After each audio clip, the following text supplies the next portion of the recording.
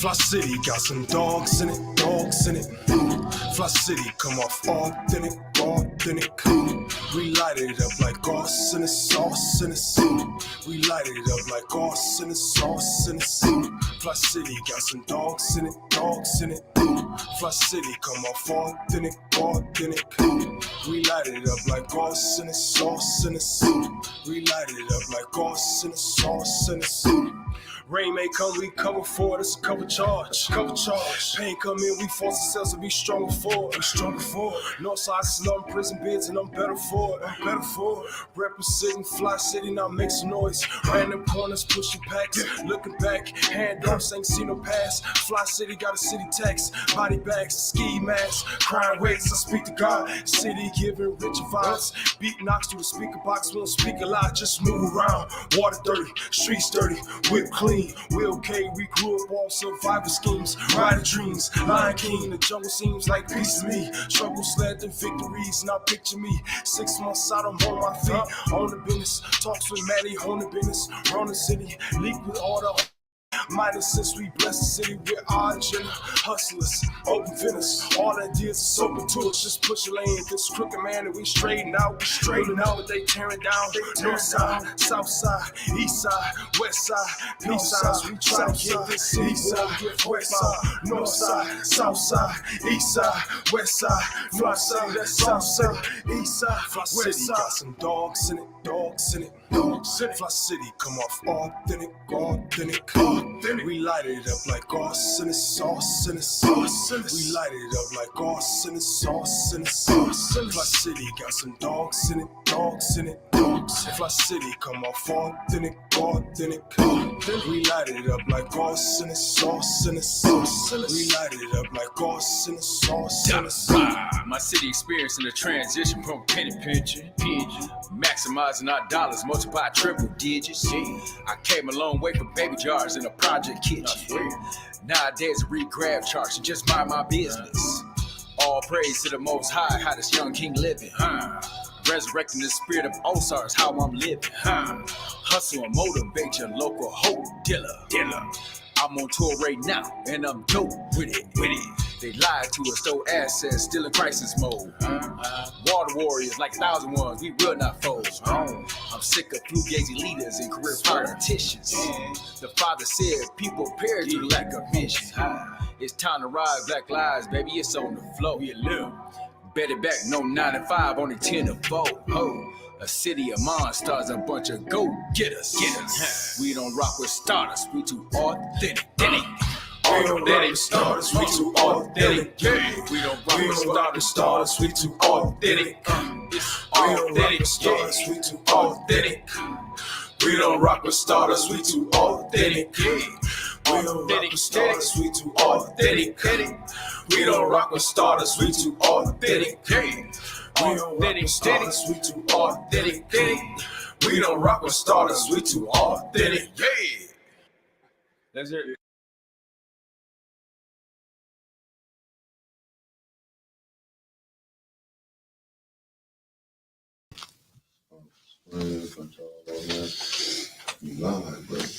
All right, peace and blessings, peace and blessings, peace and blessings. Man, another glorious day, another opportunity to continue to find truth and conversation, and just trying to get greater understandings, because I think more or less, communication is the hardest thing to manage, and that's been an issue for a lot of different sectors and people and groups.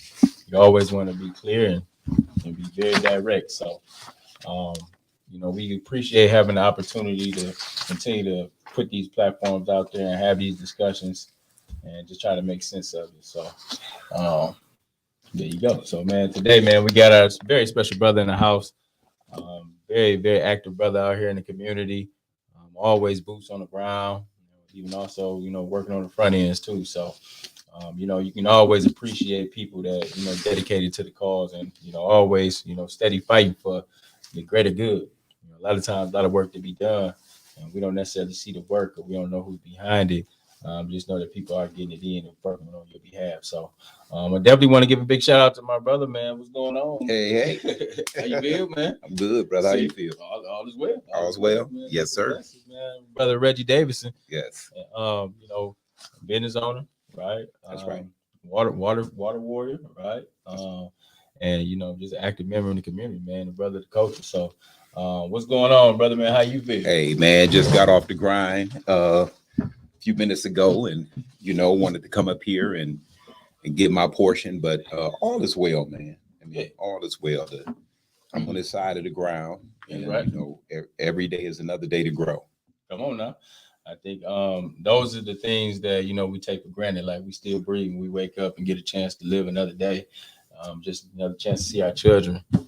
Just another chance to pray to the Most High. Yes. I think those things are some things that we take for granted sometimes. You're right. We want it all. Brand new socks and drawers. Sometimes it ain't necessarily all like that. But to be honest, man, I do be thankful for another day, and just to be having warm blood running through my veins, and able to see out my eyes, and able to take in food, and in good health as best as I can be. And so those things are really very important, very vital. Very, very important, man. A lot of times we just take for granted the most simplest things, and take more energy for us to frown than to smile. Yep. And, we just have to put one foot in front of the other and strive to be positive. And hopefully today I'm striving better than I was yesterday. Right. And tomorrow we have a higher mark. Come on.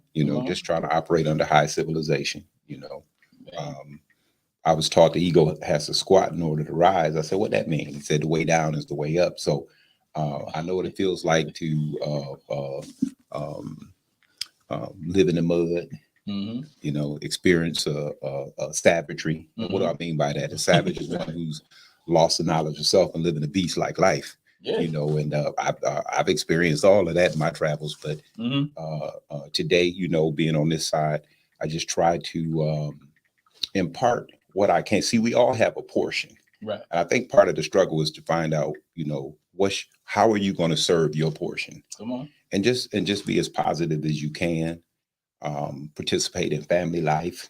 That's very important. And you start with family and you work your way out. So, forums like this is very important, man, because y'all keep it real plain. Y'all make it very plain. And you just trying to talk directly to the people without no motive and no cut. And I just appreciate your forum, brother. It's an honor to be here. Man. And I need to give you the greetings from Brother Reggie Muhammad from the Joab and Kuma Institute down in Atlanta, Georgia, where the reparations declaration is headquartered at.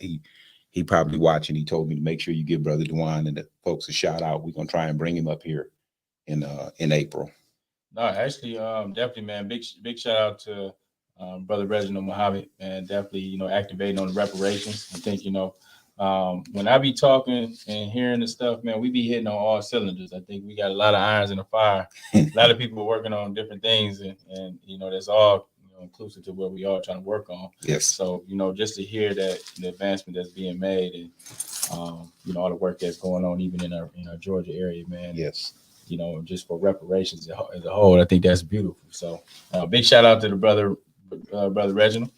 Right. Yeah, that's right. And we definitely want to hope to see you soon, man. We definitely plan to see you soon. Absolutely. Yeah, man. So just give us some background about you, right? So a lot of people know you as Reggie Davison, who has the building on Flushing Road. That's right. You operate a few businesses in there. If you need a business space, where you contact the brother, man, he might have some locations for you. Yeah. But we see you on the front end. We see you on this end. Clean cut. I think you just spoke and elaborated, or just kind of pointed to. You came up from the same situations and conditions as a lot of these brothers out here, man. Oh, absolutely. That's trying to make a way, but and then you're making a way, right? Yeah. I think that's the thing of reaching back and making sure you bring some folks with you, and that's vital to the success of all of us, right? Your success is my success, and I always see you being a representation of it. So tell us how. Just give us a for folks who may not necessarily know you other than what they see from you. Give them give some bits. Well, I was raised in Flint. Okay. I went to Daly, I went to Dolan, I went to Holmes, Okay. I did some time at Flint Northern before I left down to Ohio and finished school in Columbus with my dad. Right. You know, I've done a tour of duty in the School of Hard Knocks. I've, you know, sales is kind of like my background. I was blessed to go to HBCU, Central State University, in Wilberforce, Ohio.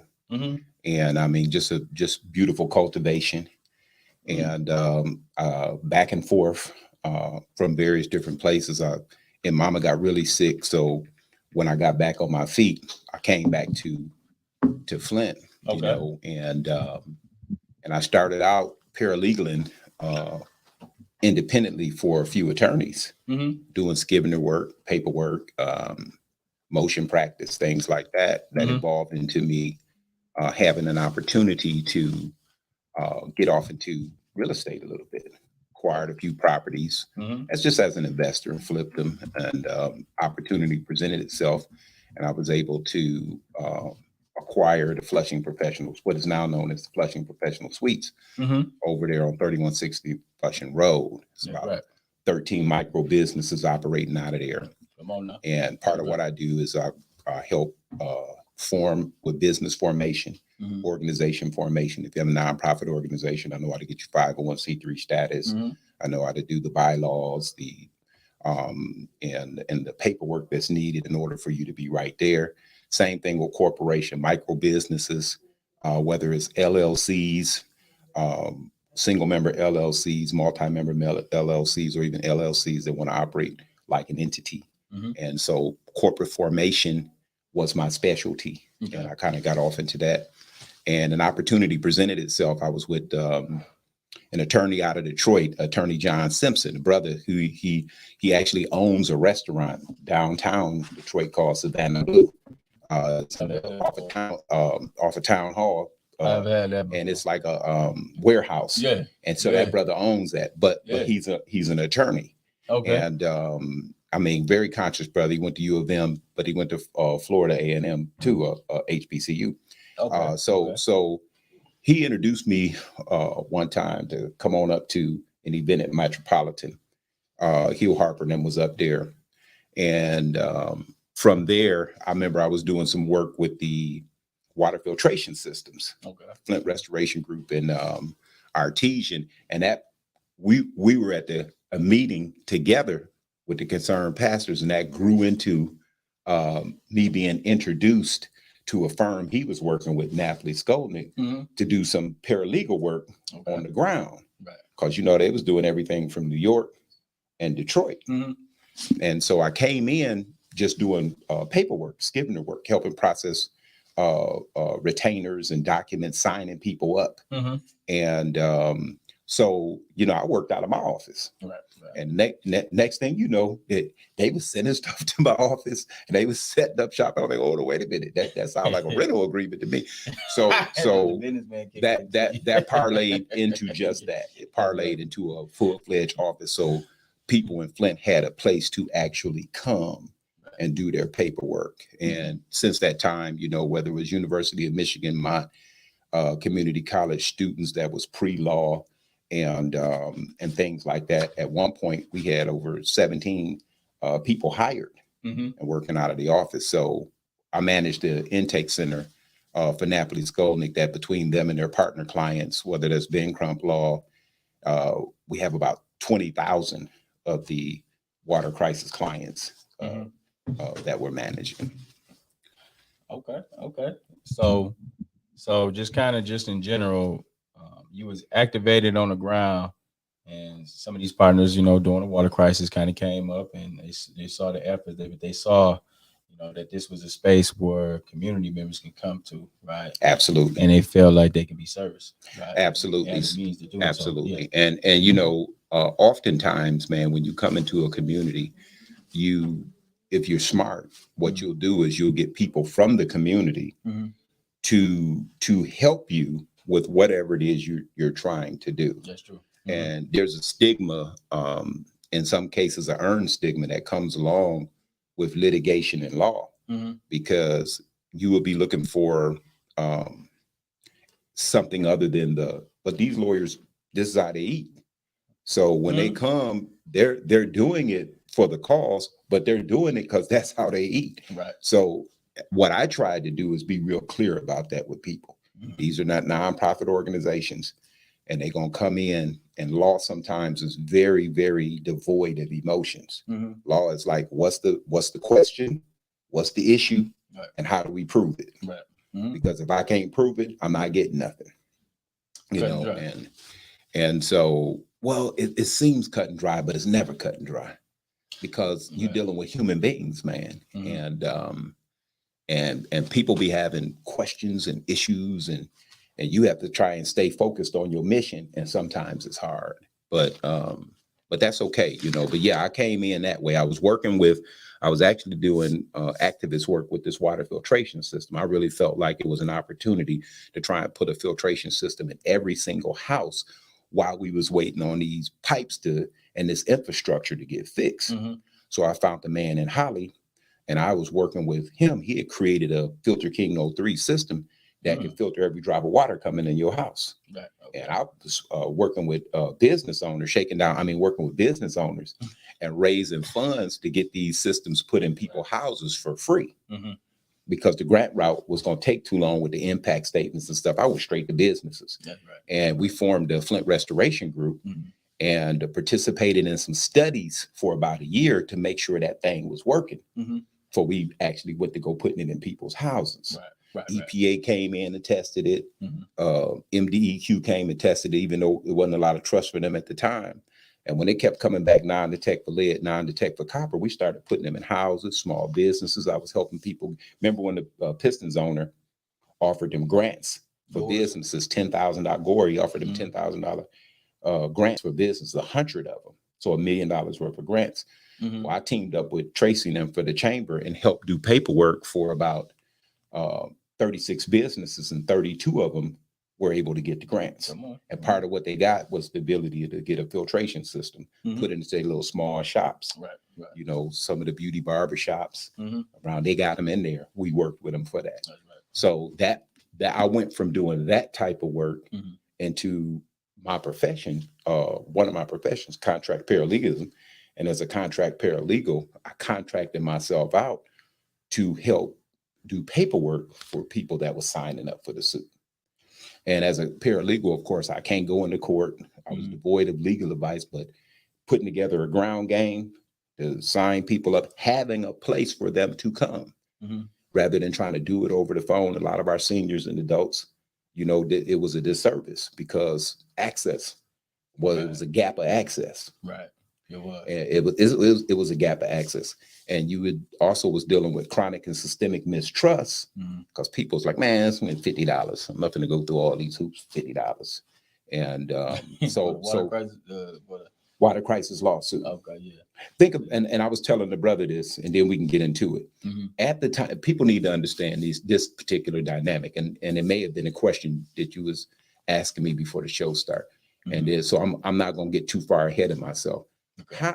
How did we get to, you know, when we got to 600, and originally it was 641 million, 46 million on the settlement versus the 626 we had now, 641.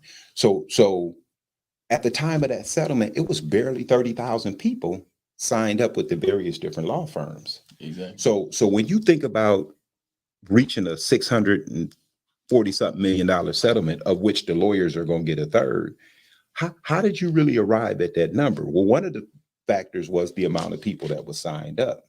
Okay. So when the deal was done in August of 2020, that's about what you had signed up. The judge waited a couple months and then announced in January of 2021, I'm a conditionally or preliminarily accept this settlement. Now, normally when a settlement is accepted, me and you are suing each other and we reach a settlement, that's it. We don't go no further with nothing. Right. We start processing the settlement. Right. What a judge kept the settlement open and said, oh, by the way, all y'all who wasn't signed up at the time the settlement was reached, because normally that's when the settlement stops, based on the people that was there at the time. The 30,000 people that was originally signed up. So she, so she opened the door up for another 3 months till March the 29th. And you had almost the same amount of people sign up in 3 months that had signed up in 6 years. So now you have almost double the amount of people on a suit that was designed for just those original 30, but the money didn't increase. Right. The money didn't increase. Exactly. It stayed the same. Right. So now you weeding out if people signed up 2 or 3 times, you weeding out if a person actually gonna get anything or not. Because unfortunately, you have to put on proofs. You're not getting money just because you're from Flint. Now, if you leave it up to me, you're gonna get some money just because you're from Flint. But no lawsuit works that way. And all lawsuits require proofs. And I think a lot of people are misinformed, and I hope we go into that because it's proofs you have other than just lead that can get you compensation. And we fourth quarter 2-minute warning. So we at the end of this end of the game, but you still can submit some information if you have signed up to make sure you're going, because don't think because you signed up, you're getting some loot. You better check with your lawyer or whoever you signed up and say, hey, did I qualify for anything? So now that's the thing. That's a question in itself, right? Because people may think just because you signed up for the water crisis settlement that you're automatically going to get something out of it. No such thing as automatic in law. So that's something that definitely for those who did make the claim or they did set up and sign up with an attorney or a firm, then you want to be able to have communication, constant communication, and ensuring that you qualify and be able to receive their settlement amount when it comes down the pipeline. That's correct. Now that's definitely, that's just doing your due diligence. And, you know, just with any settlement, any lawsuit, you want to make sure you follow up. So just kind of, I guess, taking all that information and let's look at this. When we talk about the Flint Water Crisis, right? In itself, man, how did we find ourselves in this situation? Basically, how did we get here to this point of where we are right now? And when we're talking about at this point right now, you have to look at the history. That's correct. So taking a look back, how did we end up in this mess? Let's take a quick look back. Okay. So, you know, Flint from like the early 1900s to 1960, according to the research, Flint used to actually get its water from the Flint River. So from the early 1900s to like the 1960s, Flint was getting water from the Flint River was a source of water for the city of Flint. People was consuming, but General Motors went on steroids in the 60s. They started putting plants up. The amount of people in Flint, it was almost 200,000 at one point. So that water supply was inadequate. So you had to go to a bigger water supply and a cleaner water supply, right? Because, you know, things started happening to the Flint River. I ain't just talking about body doubles, but all kind of stuff started happening. Because think about it. If you look at all of the plants, they have like waterways, man. You see them cement waterways, and they running somewhere. They, even if they running off into lagoons and aquifers, that's going back to the river. So water goes from, you know, ponds and stuff to streams to a river. And the river try and make its way out to the lake, and the lake make its way out to the ocean. And if there's interruption anywhere in that process, then Mother Nature will give them toxins to the land, and she'll pollute the water. It will be unusable. And so that's what happened. We had to get up off of Flint water, and when we got up off Flint water, we got on Lake Huron water. When we got on Lake Huron water, we was working with the Detroit Water and Sewer Department. They were getting the water from Lake Huron, purifying and cleaning it, and it created pipelines that came all the way to a hub in Flint. And so Flint and Genesee County was getting Great Lakes water. Right. And so, you know, that worked for Flint for a long time. Now, Flint came to a place where we got on emergency management. That's right. So 2000, prior to the water crisis of 2014, 2013, 2012, we had Whaling as a mayor, and we had the city council, but they were symbolic because the city of Flint was being controlled by the state through an emergency manager and then an RTAB board. And so two levels. You have 2 levels of oversight from the state. Right, over the state that was over elected officials here in the city of Flint. So they really wasn't making no calls. And they really couldn't make a call because they was under receivership. We were not operating as a sovereign city, Right. with duly elected officials Yeah. and the mayor. Their jobs was usurped. The democratic process was usurped under this so-called emergency management law because Flint couldn't handle the money, right? Right. But funds coming to Flint was shrank, and in my opinion, there was a systematic effort to attack the most fundamental way Flint raised money, and that was through its water. So here you got an African American city, Detroit, providing water to an African American city, Flint, and Detroit was making money. Now Flint rates was high. So and then there was some things happening that was causing question to us getting, but Detroit went broke. Detroit went under receivership. So you got Detroit under receivership, Flint under receivership, this of the state. So somebody in the state started rubbing their hands along with what you find in any community. Let me just say this to everybody. What you find in every community, and you can, I'm telling you, you can find these dynamics. I have to use pen and paper. You find there's a power base. There's a privilege base. No. There's a power base is in this order. There's a profit base. Which creates a policy base. And then a privilege base. So then 4 P's. Who control the power locally, statewide, federally? That's generating the profit.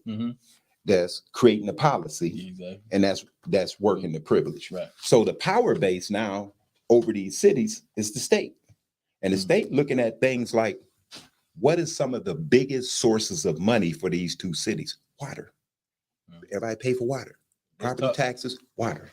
And let's say that though, right? For each municipality, when you talk about earning income for a city, right? That's right. One of the main sources is water.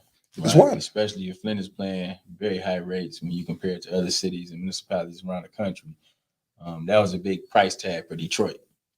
Correct. Who was originally who we was getting our source from. That's correct. The state seen it as a financial opportunity to intervene.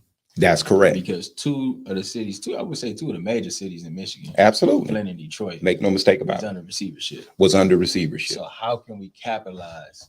Off this? Yeah. Well, austerity measures come in with, if you bring me in, if I bring you in, because if you brought in because I can't handle my money right.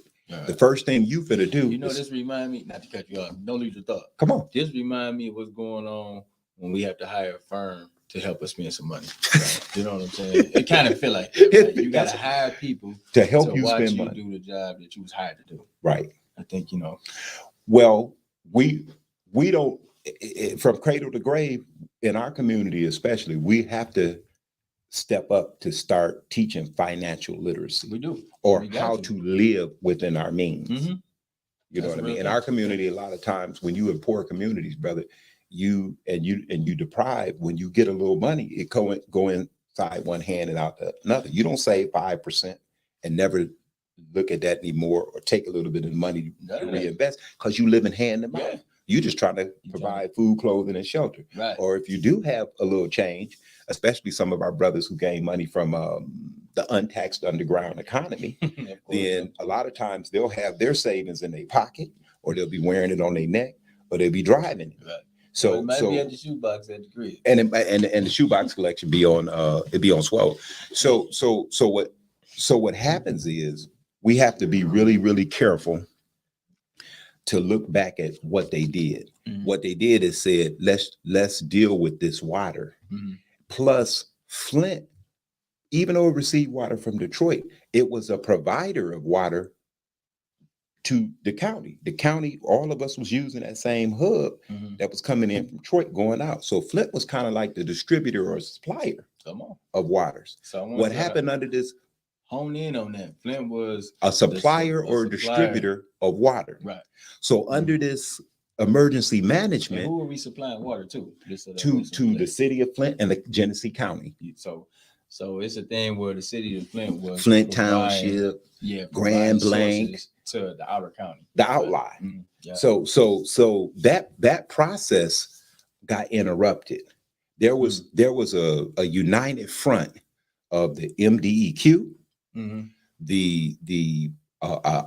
our drain commissioner, Mhm. Who is Jeff Wright. Jeff Wright, right? He's been our drain commissioner for 16 years, and he went on a tour to point out how corrupt the Detroit Water and Sewer Department was. And Detroit Water and Sewer Department lost its ability to distribute and regulate water to all these places outside of Detroit, and the KWLA was formed. Mm. You know, the KWLA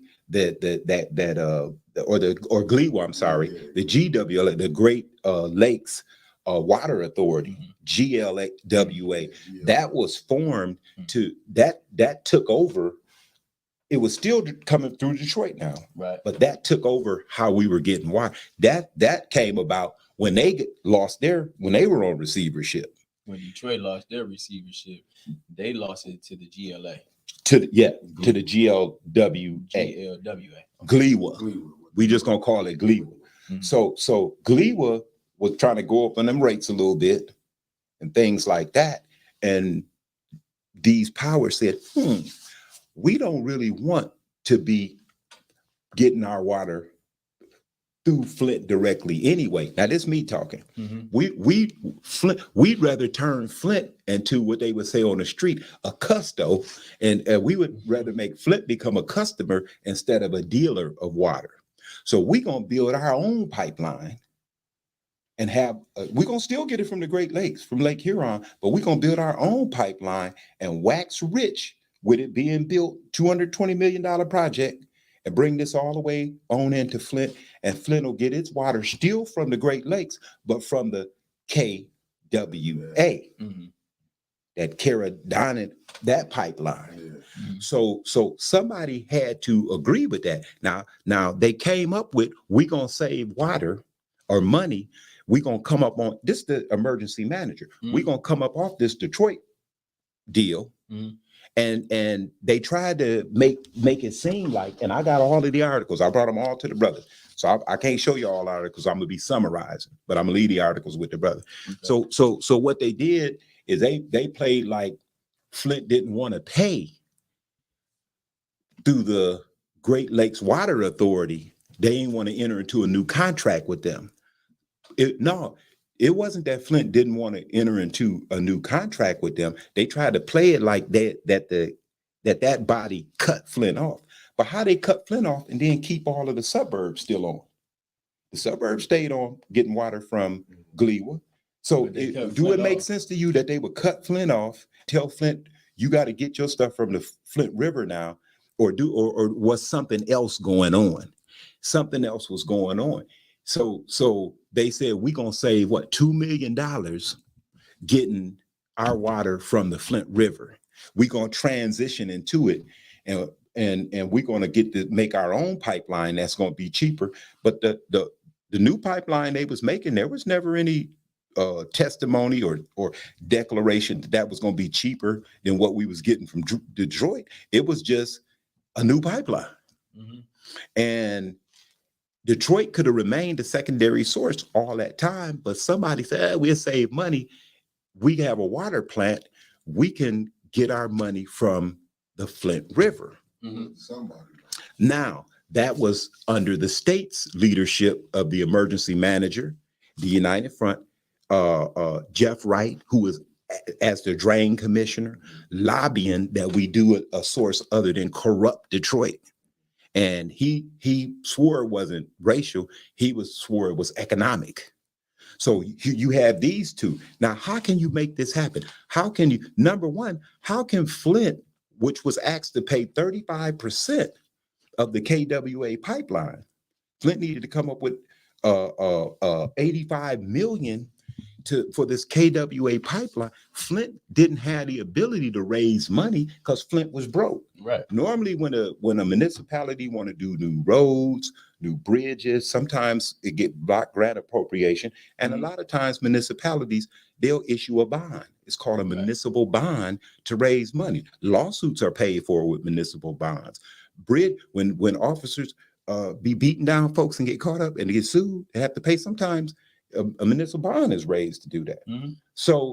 But you have to. You don't have the resources. Well, you have to qualify. You have to have a rating or the resources to be able to say this community can generate money without breaking itself to do a municipal bond to finance this. So how did Flint, who was broke, get a municipal bond approved in order to do the KWA? See, when you start following the money and asking the questions, you're going to see how we ended up on the Flint River and how we got poisoned.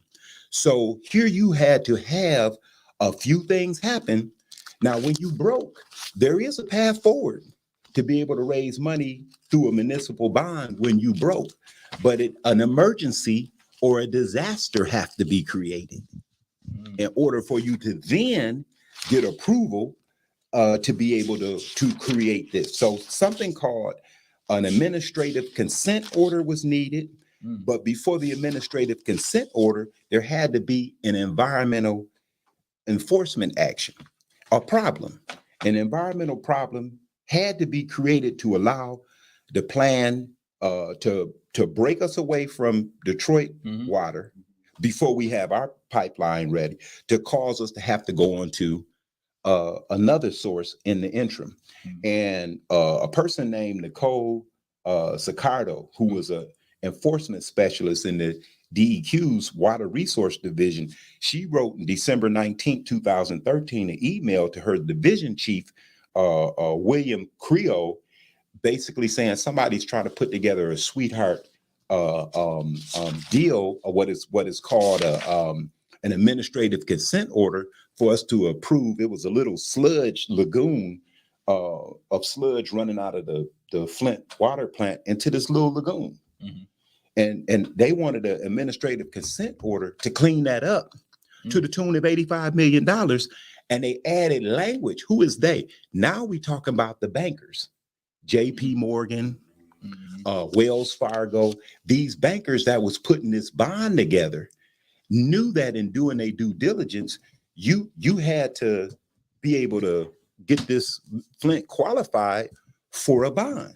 So because Flint was broke, they knew that if it was a problem created, then an administrative consent order could be given by the state through the MDEQ to raise some money that can not only fix this little lagoon problem, but also pay for Flint's portion of making this pipeline.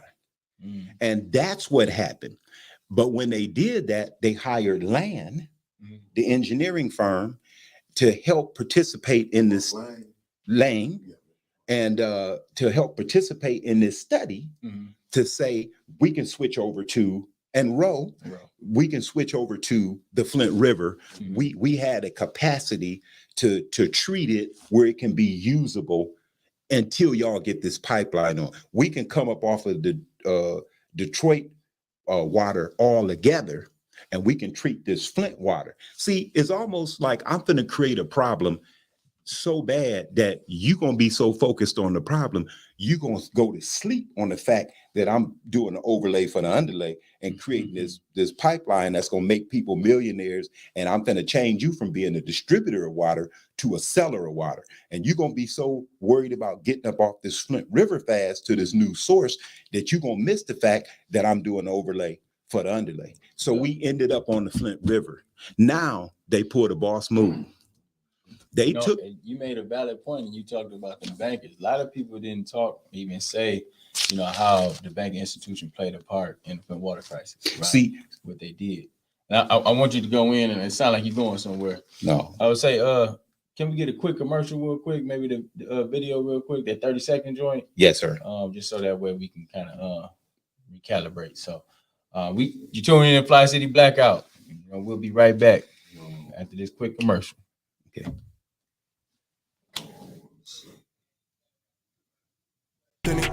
We light it up like arson and sauce and sauce. We light it up like arson and sauce and sauce. Fli-City got some dogs in it, dogs in it, dogs. Fli-City come off authentic, authentic.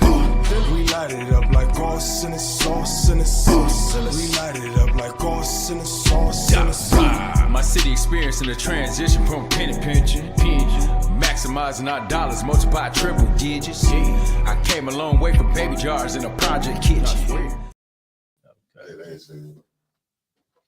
Because he wanted to do Hold up 1 second. Hold up 1 second. What we doing, I man? just got the camera on.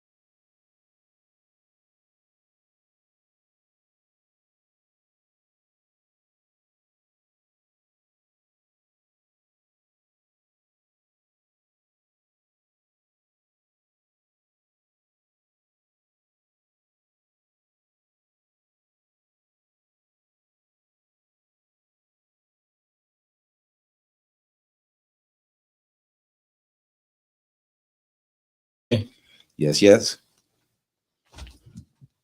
Back good to go? All right, so we tapping back in. Yes. So we just definitely were just kind of going into the Flint Water Crisis, the origins of it, and just really kind of getting some clear understanding of how did we find ourselves in this mess? Because a lot of times, you know, the situation happens is you find yourself in a situation, you find yourself in these places, but then you never know how you get here. Like we'd be upset about us drinking Flint water. That's right. Just in general, but we didn't understand the play-by-play that was taking place before we even got hooked up on the Flint River water.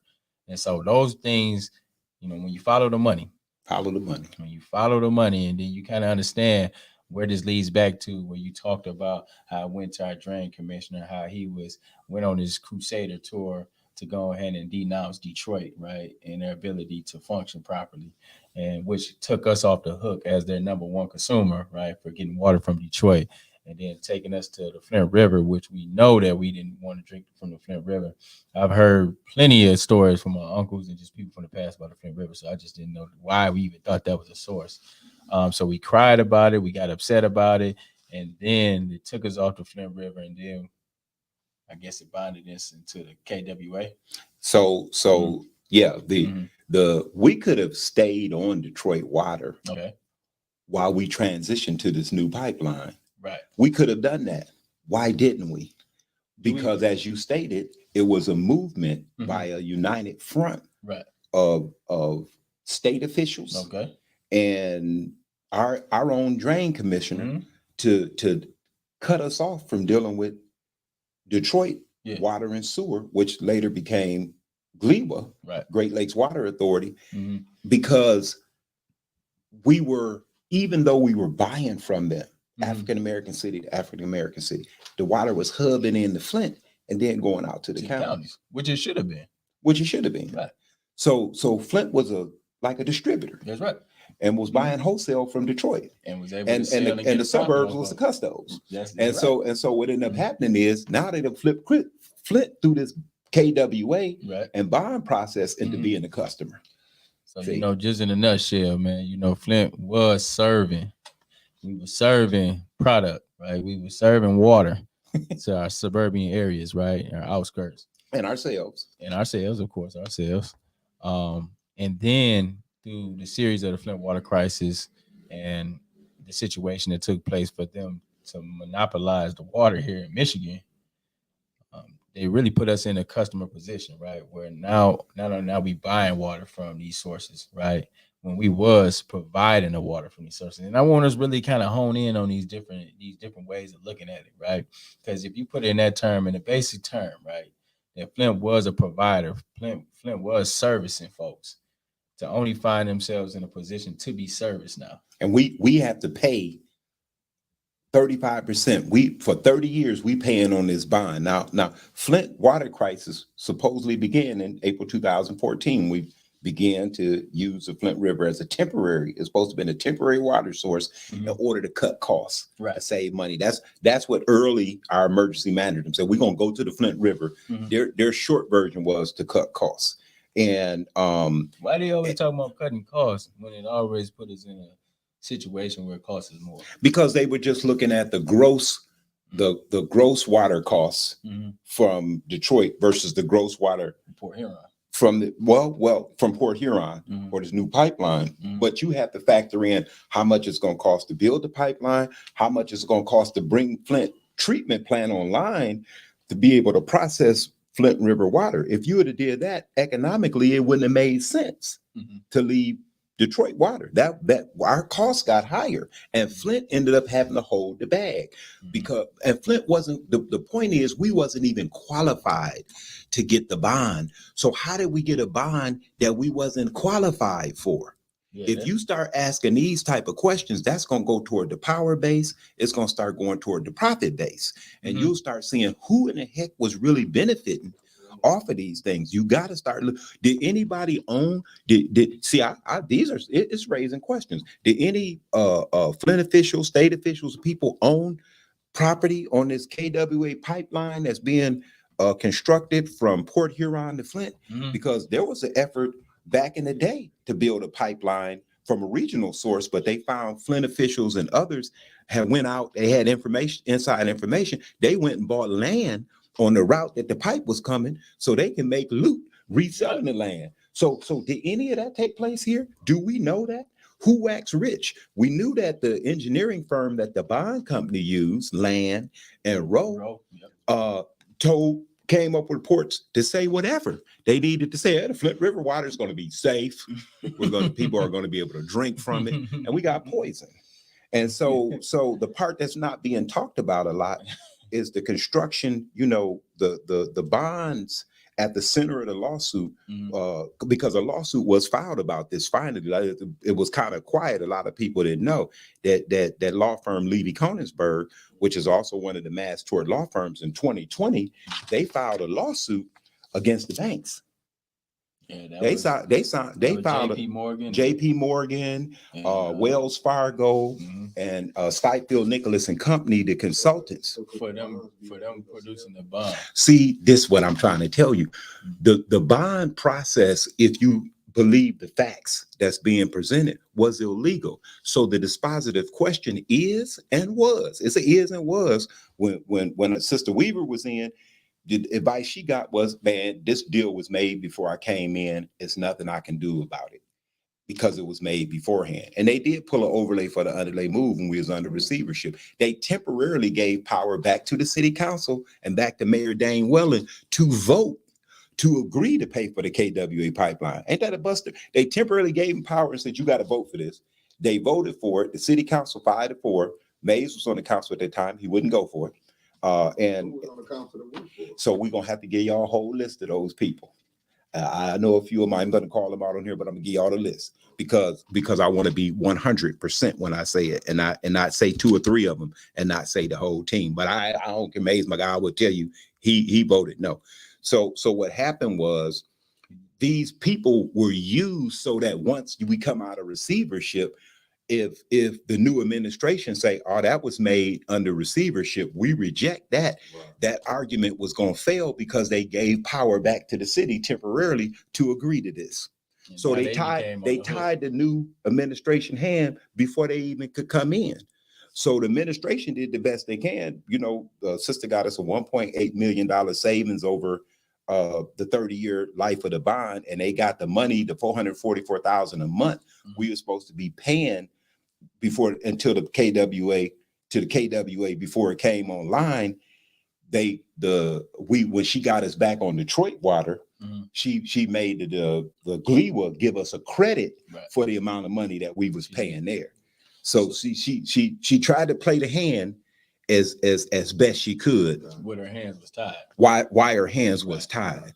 And I do want to go back to that point about we've allowed the banks off the hook, right? We just we never really talk about. We never really talked about the banks when they offered that bond, right, for that $85 million, right?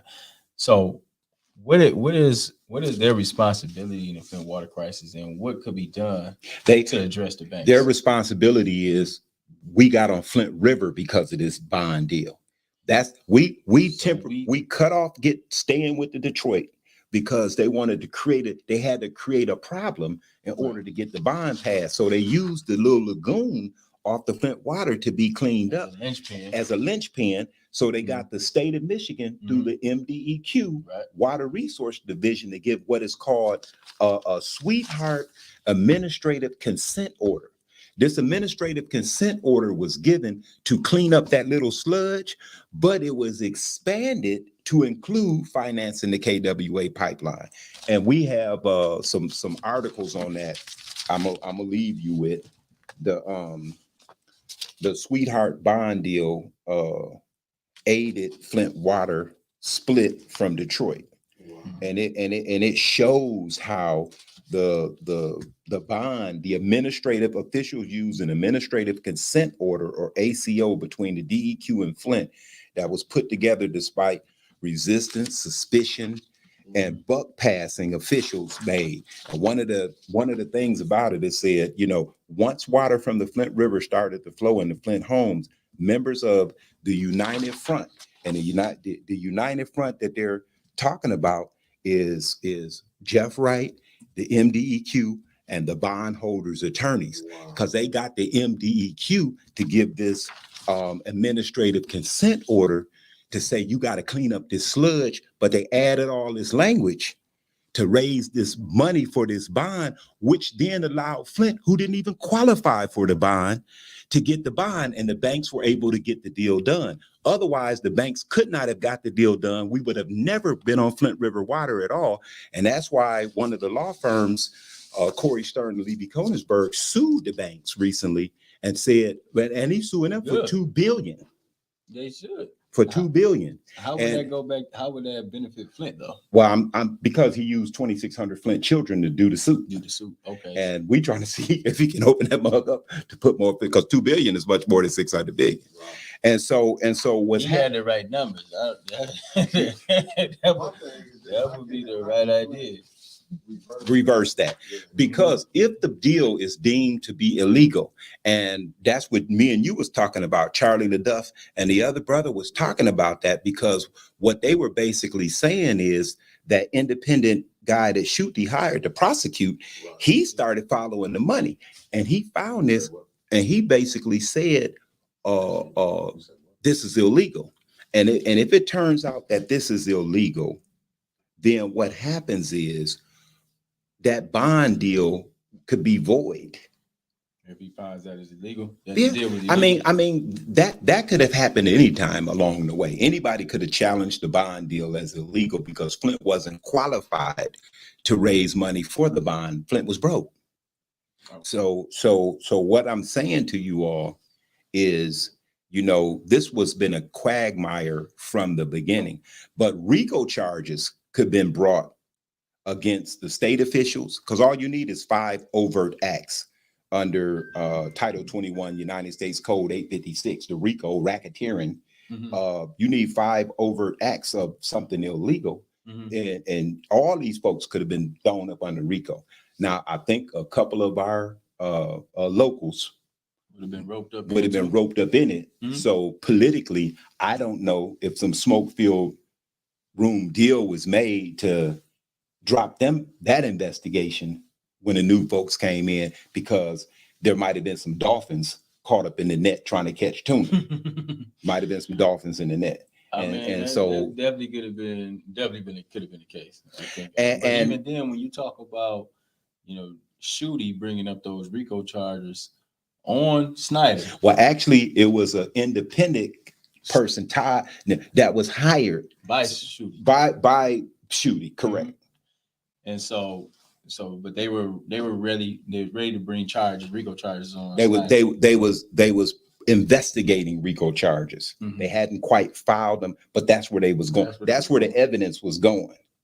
So how did that get which could have unraveled this bond deal in KWA? So I guess that's what I'm trying to get to. How did that unravel? Like if you're on a pathway to charging these folks with this level of crime because it's warranted.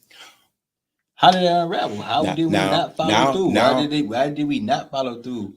Because wouldn't that raise the settlement amount? Not necessarily, but potentially. But you got to understand, now you're talking about two fronts. Mm-hmm. One is criminal and one is civil. The criminal is prosecuted by the Attorney General's office. Okay. No private lawyers can criminally prosecute anybody. That's done by the Attorney General's office, or it would be like David Layton, if it was the county. So you had a criminal investigation going on, and you had the civil. The civil is the lawyers that came in and they suing for money. The criminal is to put you in penitentiary. This one put you in penitentiary, this one to get you money. Now this one was going strong for a minute. Then when the new administration came in, they did not pursue it because it was also some Trojans, according to what I understand, put in there that was going to let these officials be able to put up a defense. It was going to be a go through the motion trial, but it was going to be tough to shake that RICO. You was going to be able to shake some of them other ones, but that RICO was going to be tough. Mm-hmm. Somebody was going down, right? Because that was going to be federal, and federal got just as much resources as the state, if not more. Yeah. The judges have lifetime appointments, unlike judges have to run for an election. Mm-hmm. on a county and state level, or federally, judges appointed to life. So them judges, they almost have God complexes because they can go against all grains and do whatever they want to do with very little consequences. I mean, they rule by ethics. About their job. Absolutely. Worried about losing their job, voted out and that. So when the new administration came in, you recall they dropped all of the charges. Under the guise that we was going to, but if you study law, if you study why she dropped, it appeared to be good reasoning, because some of the investigation was really shoddy, and what she was going to do because of statute of limitations. You ever heard your case is dismissed without prejudice?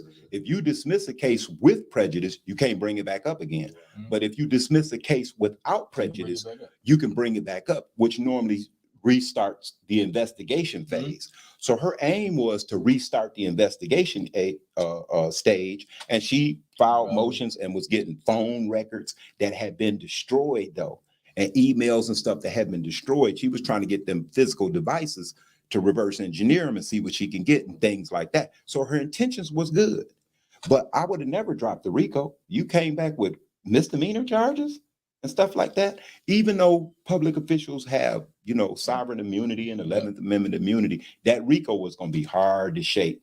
But boy, that was going to be hard to shake. I still don't see the reasoning, though, right? That's the question. What you bringing up from a RICO to misdemeanor charges? What you bringing up is the question. Charges, you bringing up the question. Somebody got to answer those questions. Right. Why did you drop where the investigation was going? Now, the RICO charges were not issued, but that's where the investigation was going. Direction of the investigation. So why did you not continue that investigation? That's a real question. That's a real question that we need to know. Because what happened was the bonds got approved. Mm-hmm. We came off of Detroit Water and we went on to Flint Water, and everybody got poisoned. You know why they didn't do it? Yeah, power. Because money. Off that story with Charlie and Jordan Sheraton, like they said, they could show where it was Republicans and Democrats, and they said it was low-level Democrats in Flint that was complicit. Just what I'm trying to tell you. Dolphins in the net, baby. See, at some point, power transcends party. Right. Power don't care nothing about party. Power and profit will transcend your enemy. You befriend your enemy sometimes for the sake of power and profit. And so that's why I said we can never forget the 4 P's. Power and profit entered into this, and poor people suffered. A town that we distracted now. We attacking the lawyers that's trying to get us money, and we not even dealing with the lawyers that's supposed to be prosecuting these folks that got the power to get them criminal charges. And so if you start attacking me and I'm trying to get you money, I'm going to get mine and get on down. Because man, this is too much for me. I can go get me some loot somewhere else, not to justify it, but to tell you the people have, and rightfully so, the people should attack everybody because the people have been abused. The people have been abused. I can't see yours. I'm saying who up in here. I put a Dale Lewis and stuff. And what's his name up on the screen? Yeah, I can see those. Yeah, you see those ones I've been putting up on here. So y'all, I'm telling you, the beginning of this lawsuit centers around an effort to get another pipeline that cut Detroit off, another city that went into receivership. And economically, could it have been noble? It could have been. Far be it for me to question some of the motives, but when you start wringing this stuff out like a rag, you start seeing money. This bond deal was a 30-year bond deal so look at it like this. When Flint went over to the Flint River water, the suburbs didn't. The suburbs didn't go to the Flint River. The suburbs kept getting water from Detroit. How is that? How is it that Flint? How is it, and why is it that Flint, why we waiting to go to the KWA, went over to Flint River water instead, and the suburbs said, we ain't finna drink out that Flint River water. You got to keep sending our water from Detroit. How is that? Because you had to create a problem in order for an administrative consent order to be given, in order for the bond lawyers to be able to do the bond. It was a money move at the expense of the people. That's why them banks need to be sued. They need to be sued, and we need to get other concessions like medical care for the next 30 years, the life of that bond or something like that. So JP Morgan, and what was the other bank? JP Morgan, Wells Fargo. Those were the 2 big banks. And it was a consulting firm or a bond issuing consulting group, Stifler or something. I'll give you the name. I'll give you the article where you can see who those actual people are. Those things really led to the origin with these austerity measures, so-called austerity measures by the emergency manager. But there was a united front of state officials, state departments, and to force us onto this Flint River water. We did not have to go on the Flint River water while we waited for the KWA pipeline to be built. The suburbs didn't, but Flint did, because Flint had to create a disaster in order to get the money for the bonds, because otherwise Flint didn't qualify for the money for the bonds because Flint was broke. I'm trying to say this is more nuances and details. And one of the things, be it the will of God, I'm working with this author down in Atlanta to one of the things, always go to the origin, to the root. When you go to the origin and root and things, then you'll understand better some of what happened. But I know you want to move on to a few other questions, but I just want to read y'all one more thing out of that about that United Front. Another key piece to the disaster big picture describes as the United Front, the formed by the emergency manager and mayor, which was Walling at the time, the KWA, and the Genesee County Drain Commission, and the state's Department of Environmental Quality, DEQ, and the Treasury Department. These entities and people all got together to make sure we was going to switch over to that Flint River water to create that disaster, so that bond can be financed, even though we were broke. That's very telling. Like when you talk about the city of Flint mayor, when you talk about the drain commissioner, when you talking about and this ain't me saying it. This these articles don't attribute it to me. No, yeah. And listen, the former Genesee County prosecutor Art Bush, he had told the Free Press that he wanted to charge Wright with money laundering related to campaign stuff, but I ain't gonna go off into that because I don't know none of that to be so I ain't gonna besmirch the man. But he basically, all of this stuff was leading up to some of the why on how we ended up on the Flint River. It was a sweetheart bond deal that aided us splitting from Detroit, getting on Flint Water. That was the beginning of the crisis, because once on April 2014, we got on Flint Water, the engineering firms that we hired that said it was doable, either they was derelict because we didn't do what we were supposed to do, because number one, it was going to take about 100 million to really make that plant do what it did. We never got no 100 million.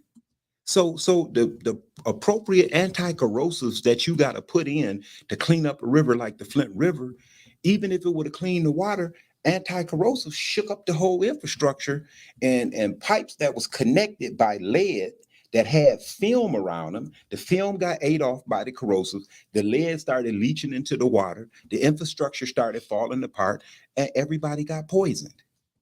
And even if you didn't really get harmed or hurt, or had very little harm and hurt, you still were affected. And the lawsuits focused on the lead because, not just because it was low hanging fruit, but that's what the proofs and the evidence went. And anybody that honestly know anything about law is never going to be adjudicated, and the dispositive questions are never going to be based on how I feel. And I feel bad, man. People coming into the office bringing me their teeth or their kids that fell out, bringing me their hair in a bag. That I had to see that stuff, and some nights, man, it was rough, because people have really suffered, and it's like, damn, So when you don't get the money that could have been obtained for that suit was always going to be narrow. But there's so many other questions to ask about the monies that was appropriated under Obama to the state in the form of a block grant for the water crisis that trickled down. Where did that money go? 90 million still missing. The hundreds of millions that was raised philanthropically, where did that money go? You got to look at the nonprofit industrial complex, man. And they broke down a list of where all the agencies where those dollars would be distributed to. Some of them in Saginaw and Lansing. Some of them at the YMCA in Lansing.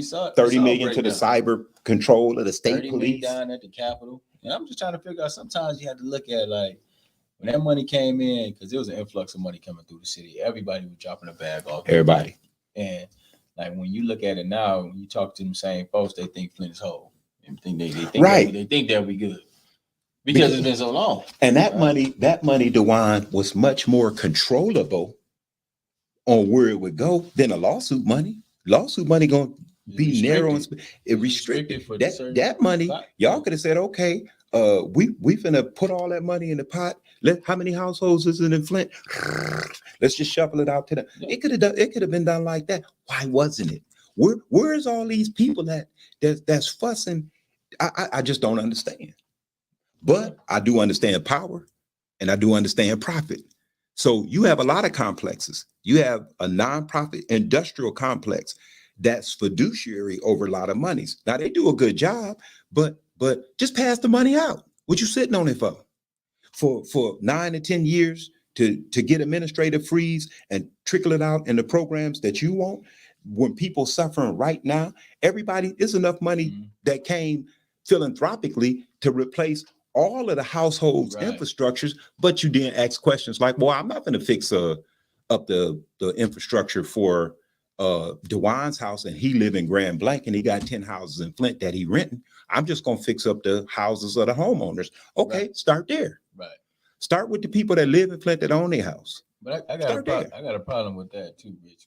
When you talking about all the money that came through and it's not being distributed in a way that people can see it, like it's tangible, right? We don't see it necessarily as residents.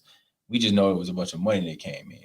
Now, so for our stakeholders that's in position, that's at the foundations, or at these philanthropic organizations that's received these dollars, like we we haven't even got the information, and it's not even been clear as what you've done with the money, right? Is it sitting in the bank account? You collecting interest? Like, what are we trying to do, and what is the plan?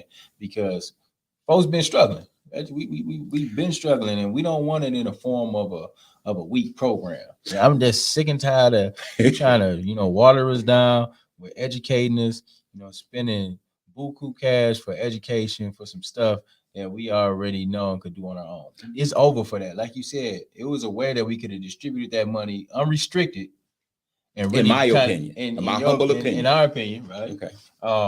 Unrestricted, because some of those dollars was unrestricted. They were just donating towards the cause. Right. And you need a fiduciary. Yeah. So it ain't just thrown out in the street. Right. But the problem sometimes, although I'd have been all right with it just being thrown out, but it would been, at least would have reached the streets. A lot of times, you give it to these fiduciaries and they hold on to the money. Like I said, they keep it in account, they collect interest, and they use it for administrative duties, right? But nobody can say like what I've received or what I've gotten from the money that was donated for the Flint Water Crisis. Now on balance, not no filters. No, but that always happens. Like it get filtered. We get filters. How come we can't get unfiltered money? Is what I hear you saying. Yeah, in a sense, like how can we really get some of that capital, right? That's gonna be meaningful for where we are and what we need in the city. Not no filters, not no pacifying. Don't fix up the capital because nobody's going what was that? there. 19-30 million. Yeah, I'm just saying. Which is a beautiful thing. It helps Flint, but that ain't what the money was for. Is that what it was for? Economic programs. The community didn't say that. I think more or less, it should have been an emphasis on saying like, how do y'all want to do it? Just like with this money we got right now. The 97 million. How can we make this make sense for the residents and I was happy. Because we have to acknowledge positive flow. I was happy to see the mayor set up going to the people, because it's supposed to be a series of things happening, to ask the people what y'all want to do with the money. Yeah. Now, whether that's live or Memorex, that's gonna come out in the wash. And I know people feel certain types of ways, and I ain't never one to tell somebody how to feel. Feel how you feel, because if you don't, we just constantly getting screwed over. Now look at us now, looking backwards, which is the question you asked about all. But what I'm telling y'all is so much money them already came through, but there's a disconnect from the power and the profit to the policies that's being made and the privilege. And these officials that's coming in here, that's why people be like, man, what is you doing? Why don't we have none of this? You ain't talking to these people. How did we ended up funding Lansing YMCA off of water crisis money? What part of that is cool? And why ain't we making Lansing YMCA pay us that loop back? I mean, see, we have to, these are systems though, that are in place that, as some of the activists say, always end up screwing us. So we gonna have to turn inward at some point and start taking control of our own economics, man. We're gonna have to, because we keep putting it in the hands of other people, and it's just not gonna balance out. Come on, man, hit me with some more questions. You know I run off this part all night, and I know it's some questions you wanted me to. Bro got Mick just threw on the screen, so it was a statement. That's a joke and deflection with the. I got one for you. Okay. I can answer any of them. Come on. Let me get you. Obama sold us out too. Yes, sir. Yes, sir. Obama, you sold us out on a few things. I will have to stand strong. What did Rich say? He painted the White House multicolors. This is the one I did. Put you down. So how you feel about this? Because I was kind of threw off of this one. Where is it? I can't see. I put it. I'll read it for you. It's from Liddell Lewis. It was about that. Put it on the screen. I got it on the screen. What is it? No, you hire them to make sure you don't mess the money up. Flint has paid back plenty of grants. Is there a true statement to that? So now, there have been a tidal wave of grants, that micro grants. There's a lot of grants out there. That's true. We're talking about stratification right now. Stratification is concerned with how you distribute stuff. That question was to what Dewauner said earlier about the compliance firm, when you're about to spend your own money. Oh, this was her saying you hire them to make sure You hire them to make sure you don't mess the money up. Flint has paid back plenty of grant. I just want to know, is that a real valid question or statement that she made? Yeah, because if I jack off, if I don't spend my money right, I'm actually going to forfeit my ability to steward my money. I'm going to either go into bankruptcy, and at that point, a bankruptcy trustee is going to be put in place to help me how to spend my own money. So before I get there again, sometimes you call in a financial advisor. Now, for a whole city, you bring in somebody that say, hey, these are the best ways to do it. Now, the question is, my only, so that could be valid, but from my personal pushback would be, why can't we hire as our controller somebody with them skill sets? Who we paying? So we paying somebody over our money, and we got to hire somebody else too. Yeah. For our money. Why can't we have, so sometimes you will hire in compliance. You will hire somebody. This is what I'm saying. If I'm going to hire the talent, she's talking about best practices. I understand what she's talking about. She's talking about best practices. And we get that, Liddell. We get that. Because best practices require compliance. And if you ain't compliant, if you don't know how to do compliance, you bring in somebody. That's what I just asked you. That's what we was trying to get to. Get a CFO that know compliance. Yeah. It'll be cheaper. Right. Because no one wants to work for Flint. Okay. And so you might have a hard time attracting the appropriate talent to work for Flint. There's some truth in that. And because there's some truth in that, then you are reduced to having to hire compliance. These are what Liddell is speaking to, in my opinion, is part of the chronic and systemic mismanagement of money by a combination of things, probably having people in who didn't have the bandwidth. Who may have been incompetent, and we understand I'm that. trying to say it nice. You don't hire those folks. No, that's just yeah. That's just for best practice purposes. If I know that you don't have the bandwidth to handle this position in this capacity, then I need to fill that capacity with somebody that who can, right? And that's experience. Because you probably could have took that same money, Sister Liddell, and instead of paying the firm, give somebody else more money to come in and deal with this big problem. You're gonna have to give them hazard pay, and they're more accountable, because the other people gonna put together a study and tell you this how you're gonna do it, versus a CFO, like the brother said, that you under compliance, you under scrutiny. So in my opinion, I would raise the pay of the CFO to attract a CFO that has the bandwidth, and maybe even expand his or her team. Mm-hmm. So that they can get the appropriate help. And maybe that's what the compliance is. Maybe the compliance is a disconnected, neutral team that ain't put in by the bias of appointments and things like that. Well, she's saying right now, we don't pay enough either. We are hiring accountants. Oh my God. See, don't they go back to leadership? Well, it goes back to a lot of things. Absolutely, brother. And I agree with you on that, Liddell. That's the thing. She hitting on all cylinders with that. We're not paying how we weigh. And she made a point about the toxic environment, because a lot of time when you're attracting talent, you gotta have folks who are willing to come to this, and they don't want to come to no mess, right? If I'm coming and I'm ready to come get to work, and I can't get nothing passed because we in meetings for 9-10 hours, then I probably will pass up on that opportunity. I'm gonna pass and you up. paying me peanuts anyway. So I would pay. I would pay Liddell and them more. Right. I would take the money for the compliance officer. I would pay Liddell and them more, and I would pay a CFO more with a team. Boy, you was on point with that one, cause I was just asking because she's saying everything I'm saying is right. I ain't gonna agree with everything you're saying is right, but some things she's saying. No. Yeah, I mean I don't yes anybody. So I agree that that's a point. Yeah.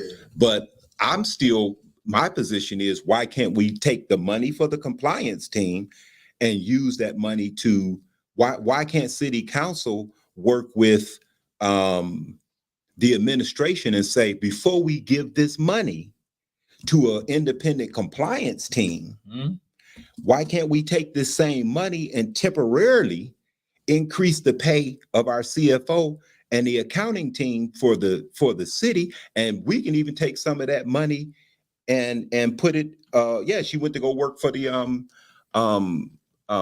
Democratic team or something like that, and served under 2 different administrations, and because folks are overworked, don't even have clerks or paralegals or to help them with their job.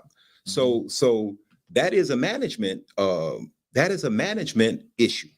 Some of that is a management issue. How do you manage your resources? You got to bring somebody outside to help you manage. That's all I'm saying. You paying the CFO how much? Over 100,000. Mm-hmm. You paying somebody 100-some thousand to tell you need to spend $1 million with a compliance firm. I'll fire the CFO, bring the compliance firm in. Or somebody who has that scale ability. Right? I'm not paying you no 160, brother, for you to tell me I got to get somebody else. I'm gonna just tell you that. That's right. I'm gonna get somebody who can do the job. Yeah. Right. You That's know, all I'm saying. and maybe consult or may have partnership that may have can do that. Well, that's what the compliance firm is they're consulting us right on how to spend our money right properly, which, as the brother's saying, that's what the CFO is supposed to be able to do. exactly. And then that's it. And they be resigning. Well, money don't solve everything, but what that same money, I would think y'all would want to look at that first to say, can we increase the pay to attract the talent we need in-house before we take it out-house? Because you still have to manage that relationship.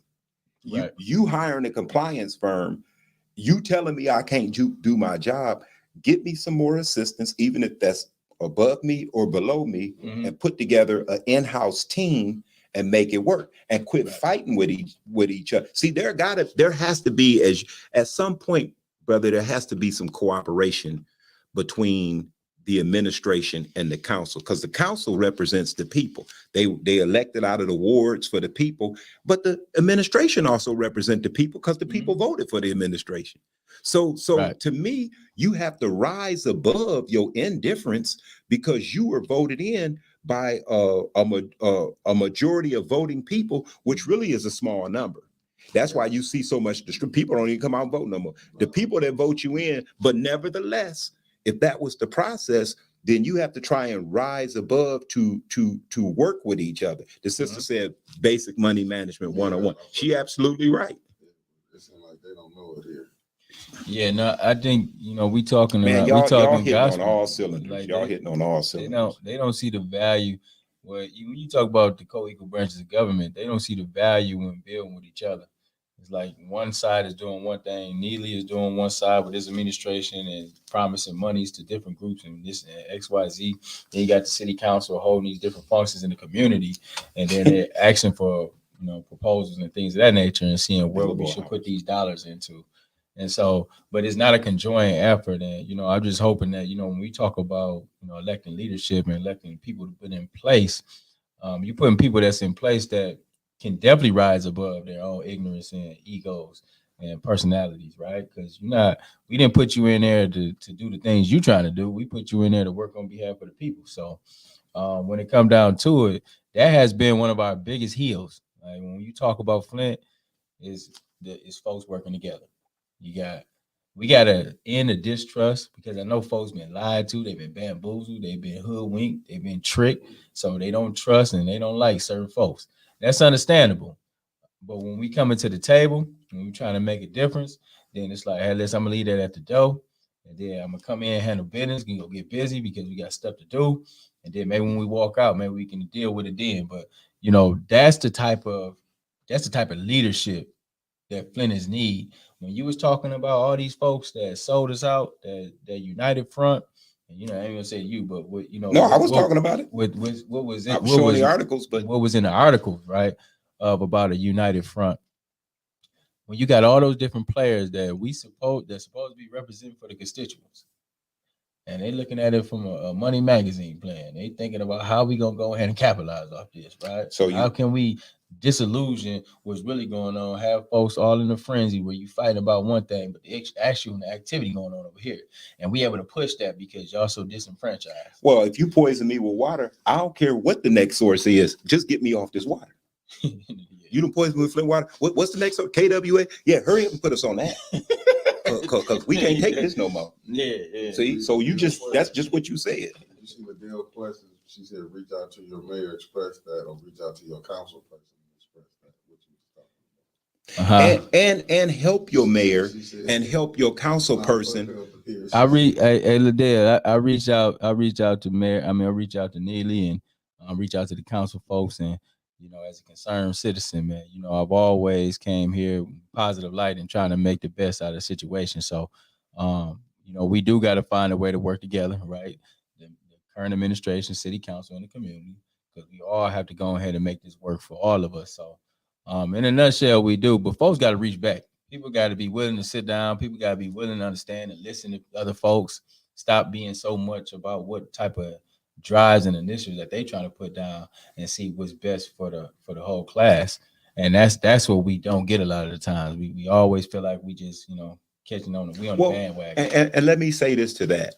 And please let's move on. See, when I talk to Neely, I don't just express a grievance. I say, now, this is what I'm doing. What can I do? Because sometimes you have to ask, what can you do? Now, if you tell me just go over here and hold some personal flag, I'm gonna tell you, look you straight in your eye and say, no, I ain't gonna do that. But there is some, for example, Liddell, Neely, the city council could do things like this that can help some people. We got the Genesee County Land Bank. Many of the homes are Flint administration and Flint City Council, from where they sit, can demand the land bank on behalf of its citizens to bring back, where you can come with $500 and a driver's license, like I did in 2004, and say, here's $500 and here's proof that I live in Flint. I found the house on 1313 Mockingbird Lane, and I looked at the condition of it. Let me get that up off you. Y'all own it. I'm gonna put it together. I'm gonna work it.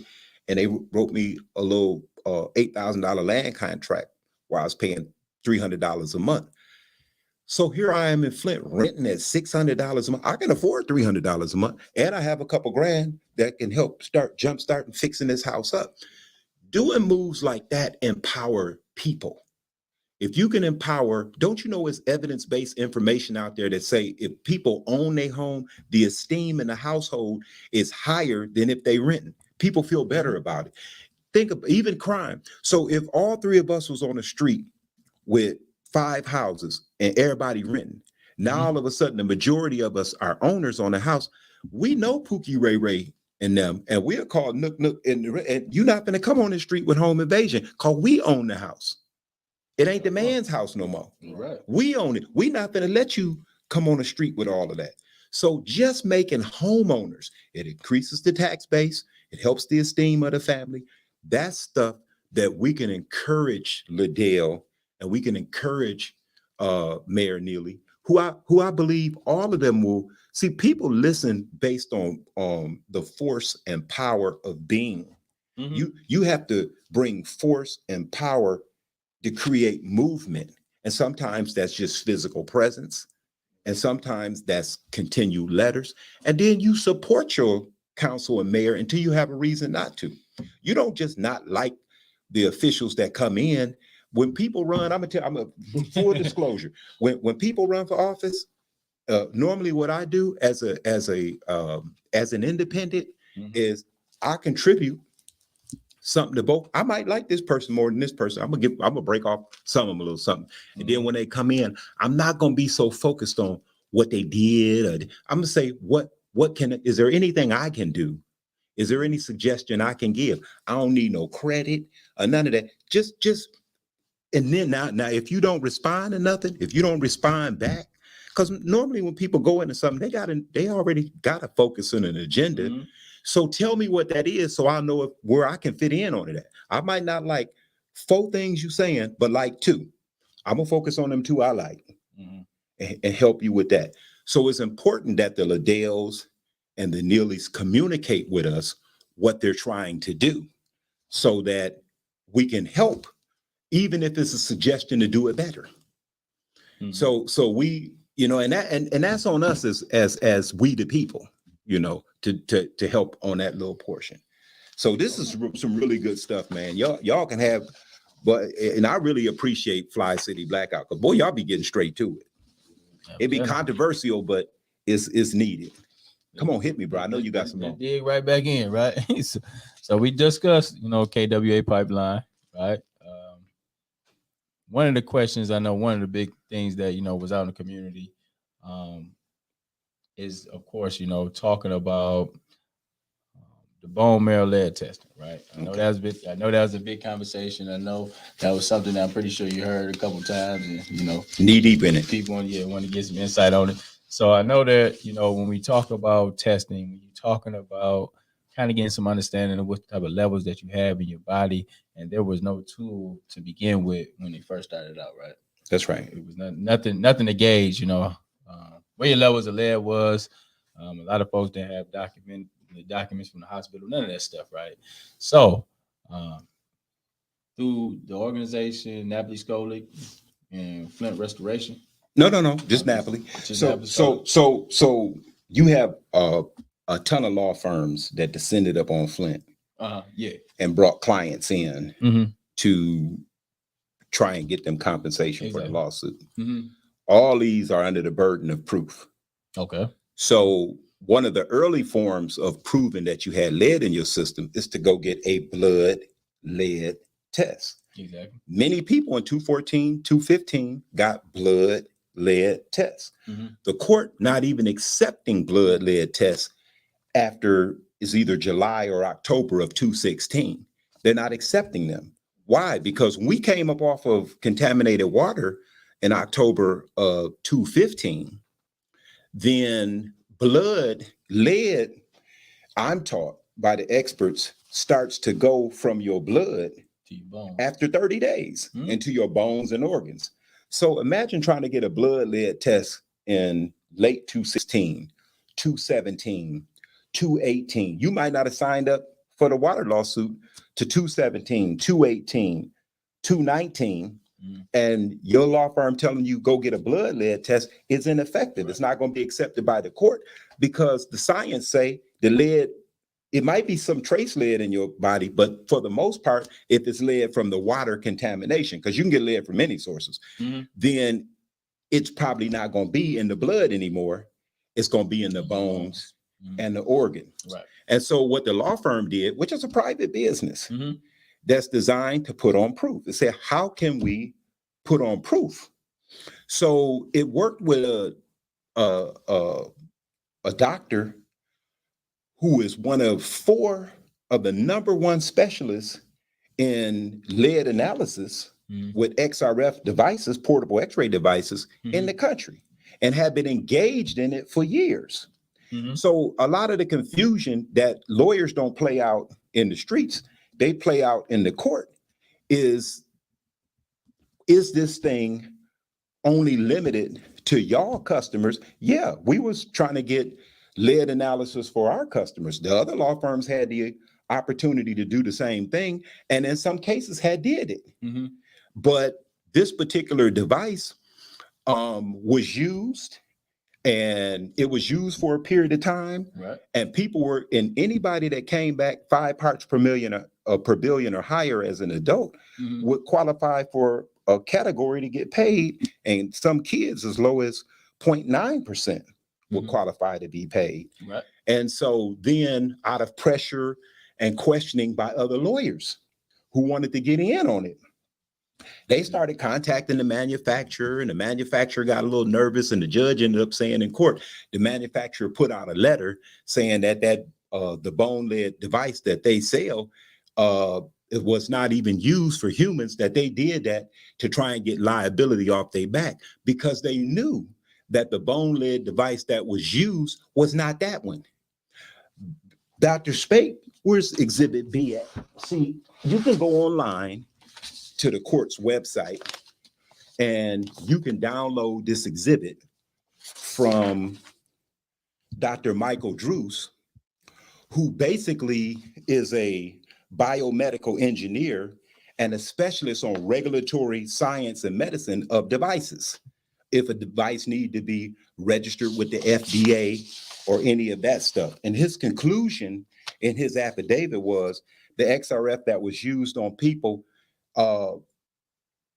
was not the same XRF that manufacturer sold, but it was a modified XIF that had been used hundreds and hundreds of times before on people to simply quantify if they had lead in their body. That was the only purpose of it. It was never designed for medical analysis or for study or for research. It was simply designed, and it was done down on your shin bone, where no dosimetry spatter, dosimetry being radiation spatter, was so negligible. You didn't need no lead vest. You didn't need any of that. It wasn't done by any of your organs or any of that, but it was designed to quantify that lead that went out of your blood and into your bones. It found it, and some people were still low, but a lot of people, it was there. And he said it was not the same device. It was a modified device that didn't require regulation by the FDA. It didn't even require registration with the state of Michigan. And under Michigan law on XRF devices, if it don't affect the environment and it's safe for the person, there's a clause that say don't even have to be registered. But you got to do a better propaganda team. Well, no, this was fought in court. Where it was supposed to be fought at. It wasn't designed to be fought in the streets, because lawyers operate under court rules. They can't just because somebody out in the community holler, they can't come out there and be hollering with them. They got to make their fight in court. But I understand what you're saying about marketing. So one of the questions was, the people who did the scans, will it still be counted? And according to the courts, yes, because the information was put out there. Even Dr. Spake himself had an affidavit. You can go online, Eastern District of Michigan, you can pull these. This is public information. So I'm not putting out anything that's new. He said in page 1, or after he was given his credentials, he was saying, to be clear, the issues outlined, remember Dr. Reynolds charged it. He's answering that objection by Dr. Reynolds attacking the use of the XRF for the purpose of establishing bone lead exposure is absolutely false. My research and that of others prove this point. Examples of my work are outlined in my curriculum, but by type, and he gives cases after cases and studies after studies where this thing was used. All this, any of y'all can go online and get on humans. Right. And he said the portable XIF device in its current state is validated for use in studies to determine the level of lead exposure. But here it is solely being utilized as a method to qualify individual exposure levels. Mm-hmm. I work directly with the device inventor, not the manufacturer. I work directly with the device inventor in order to customize the device calibration specifically for these measurements as part of our validation work. The commercial device by itself, as the manufacturer said, should not be used for these measurements. But with proper supervision and calibration, the device can be used for bone lead measurements in humans and has been approved for such use by several IRBs. And so he goes on to give all of the sources, all of the information, and what the judge ultimately ruled was the device was valid. The state of Michigan issued a license after the fact for it to be used, and other independent experts came in and tested the machine in the environment and did dosimetry tests, which study if radiation spatter and all of that stuff came back that it was so negligible, it would be equivalent to walking around outside for 9 hours, which we do every day, get normal cosmic radiation. So it's a safe device. Who was the study? Who was that guy? The second one, Dr. Aaron Speck. Affidavit by Dr. Aaron Speck, PhD. I'm leading this with you because this is public information. I want them to go ahead and research this. You know what I mean? So, well, that's what you should be able to do. This is an exhibit off the current court case as to why this stuff that could be used. It blows all the arguments out the water. And what I found to be interesting is the brother that was complaining about it did not present at his hearing one expert. And the firm went out and got 5 independent experts that was at the top of the game that said this machine did not have to be registered with the FBA. It's not the same machine that the manufacturer is talking about that's used to measure inanimate objects in junkyards. And it's not that same machine. It's a modified machine with the inventor, the one who made it, that was used on humans in hundreds of studies before Flint. So Flint people were not guinea pig. And here's the thing: if I'm a lawyer and I want my clients to get some guap off this lead suit, and they doctors, they don't have no blood lead test. In fact, they filed as naked. It don't have nothing. If I have to spend $400 or $500 for them to get 10, 20, 30, or their kids to get more, then that's what I'm going to do, as long as it's not harmful and as long as it's tried and tested. And my only sole purpose to do it is to quantify proof so that it get paid. And what the judge ended up saying, I'm not going to punish a law firm because they did better than other law firms. These are private companies. These are not charitable organizations, but at the request of the locals, people like me, I begged the law firm, hey, open up on Sundays. I'll work on Sundays. Me and my team work on Sundays for 4 months to allow other law firms and people that didn't have no lawyers to come in and get bone lead tested. And we bone lead tested people from all of the other almost every other law firm had the most complaining. They had people come in and get bone lead tested. And we did it for 4 months, as long as we was open 7 days a week. This stuff, we ain't out in the streets advertising and arguing. We just trying to do our portion and get our work in. And plus, by me being low man on a totem, I'm not coming here representing Napoli. I'm Legal Research One. I'm a contractor of this group. So I'm speaking in my capacity as a contractor about information that's public and available. Yeah. So we just need to do a little research. That'd be the thing. A lot of times people did kind of throw that device on the bus, man. They were saying it was like you said, it was getting beat down, man, and it was very hard to keep. But it wasn't the same device. So that's something that when we talk about communication, that wasn't a specific device used on humans. So why am I saying this now and I didn't say it then? Because the law firm was being attacked, it had to represent itself. And you got to understand, when you're hired by a law firm, the law firm can't just come telling the business of the client. That's called attorney-client privilege. So a law firm can't just come and do like a regular person and just be all out in the streets and in the media arguing back and forth with you. They got to take their argument in the courtroom, which is what they did, and they won. Right. And they showed the legitimate concerns to be true. I don't see it as an illegitimate concern to ask if whether or not this thing is safe or where is Dr. Reynolds at now? Because he was down and he was attacking that tool. The brother even called me about like, I guess he must, you know what I'm saying? Yeah. And he was like, yeah, man, is you getting paid for this? well, here's part of the question. Here's part of the question. I'll never get paid for nothing. I don't want you to know. I don't get paid for nothing. That brother didn't just attack the machine. He attacked it. He attacked your regular blood lead test that showed you had lead in your system. He said, well, how do we know where that, according to what I've seen, how do we know where that came from? I'm like, dang, you don't want nobody to get paid? Yeah. we saying we don't care where it came from. For the purpose of the settlement, it came from the Flint River and people was contaminated. Now it is true that the defendants just lay down and agreed to a settlement. They was fighting back. They sent experts to people's houses. People's houses got scraped to see if whether or not it had lead in it, and people had lead in their paint and their window seals. So the defendant had to ask. Their lawyer would have been irresponsible. How do you know that these people didn't get infected by the lead on the wall or on the windowsill versus the lead in the water? And our position was, what are you saying? They licking the walls? They licking the windowsills? Or is it more likely than not that they drinking this contaminated water? So a settlement was reached. And in the settlement, the question wasn't asked, where did the lead come from? It's just said, if you got lead in your system and can prove it, you can get some loot.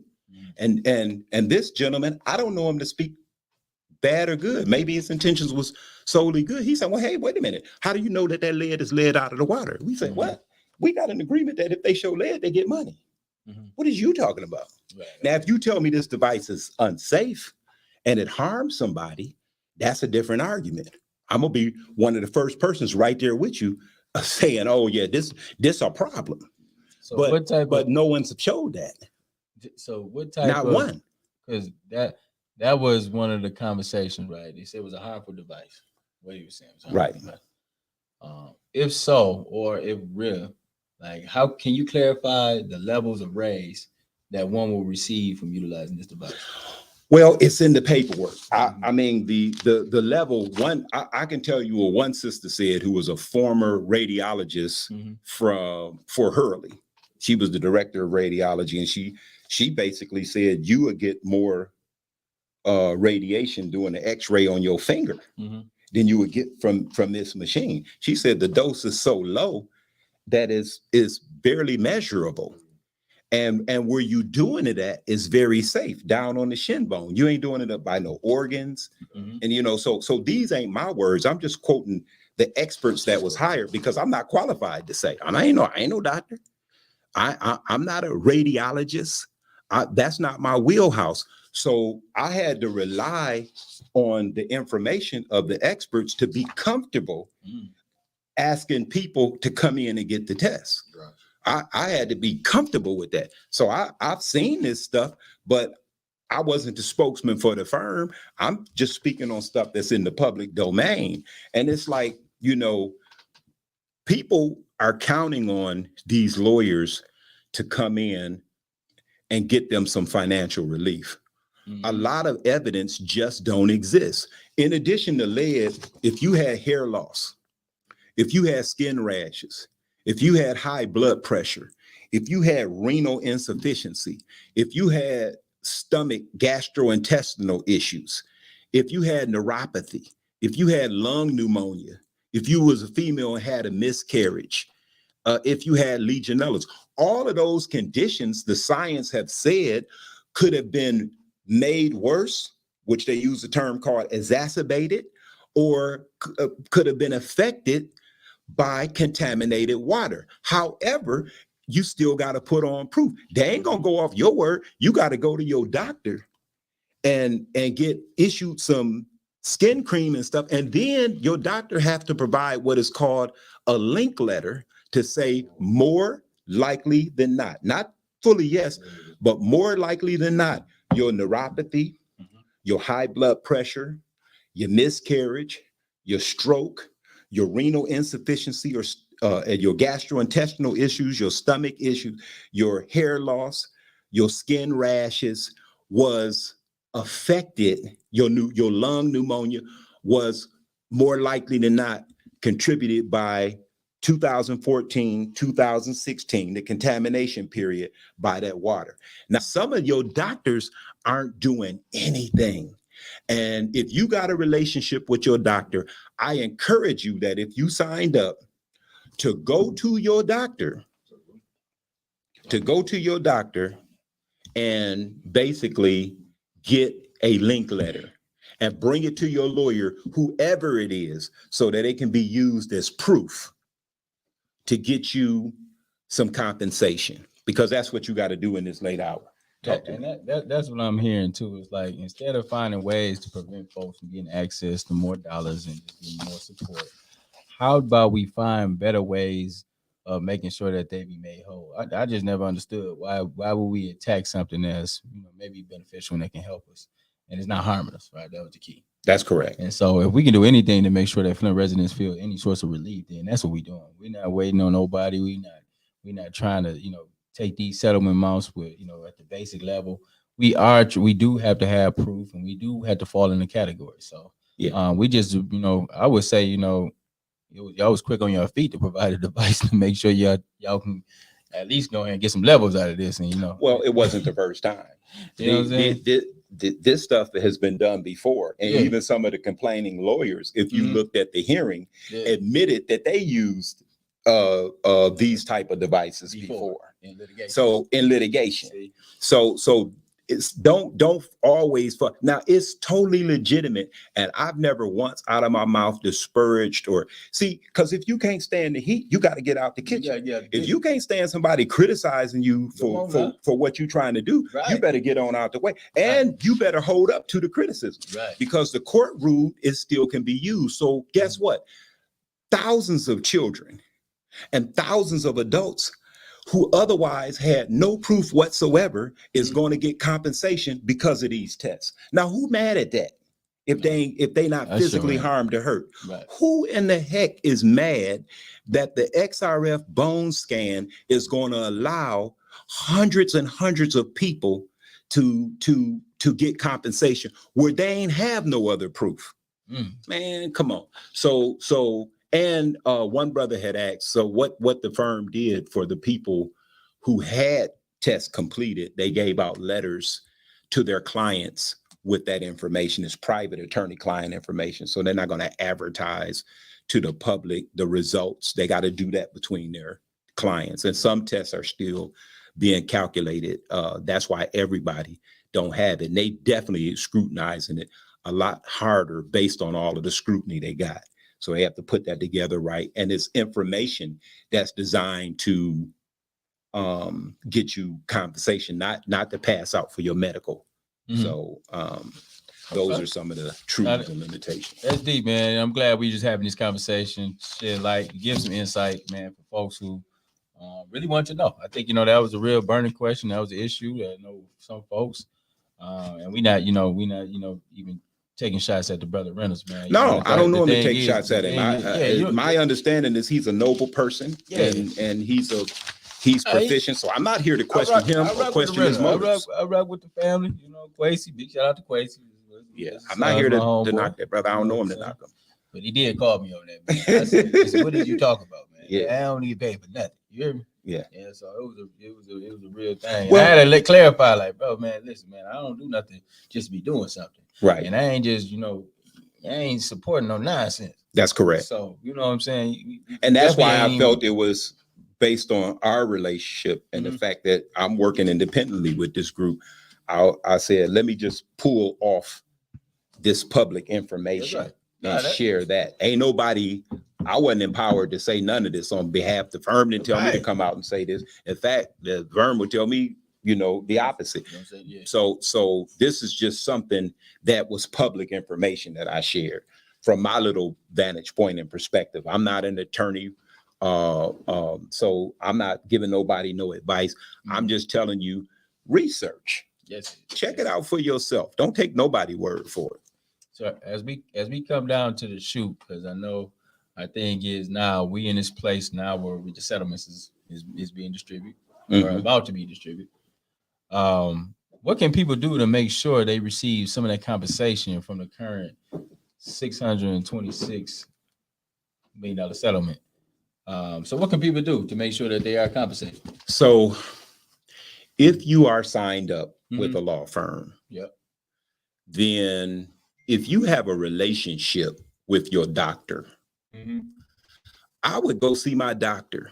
And if you have any of those conditions that we talked about, you yourself, based on your relationship with your doctor, try and obtain a link letter. Have your doctor write on his letterhead or her letterhead that your high blood pressure, your skin rashes, your hair loss, your neuropathy, your stomach issues, your renal issues, your stroke, your lung pneumonia, that your Legionnaires was more likely than not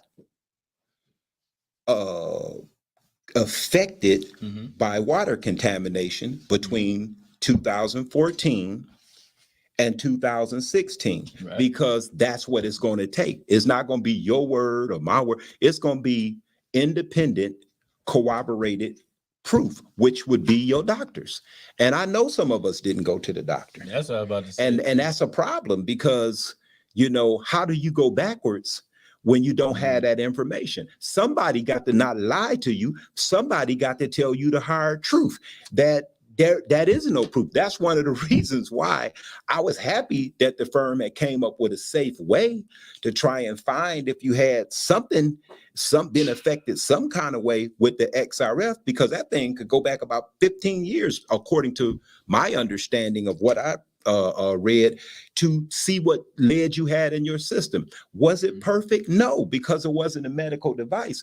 But the settlement said, show us proof that you was affected. And this device, like the blood lead test, like the neuro test that children are taking, the Neurodevelopment Center is conducting tests on the kids 18 and 5 to 18. Legionella, you mentioned Legionella. How is that affecting? Because we did have a case where, like, I want to say, like 11 folks may have passed from Legionella.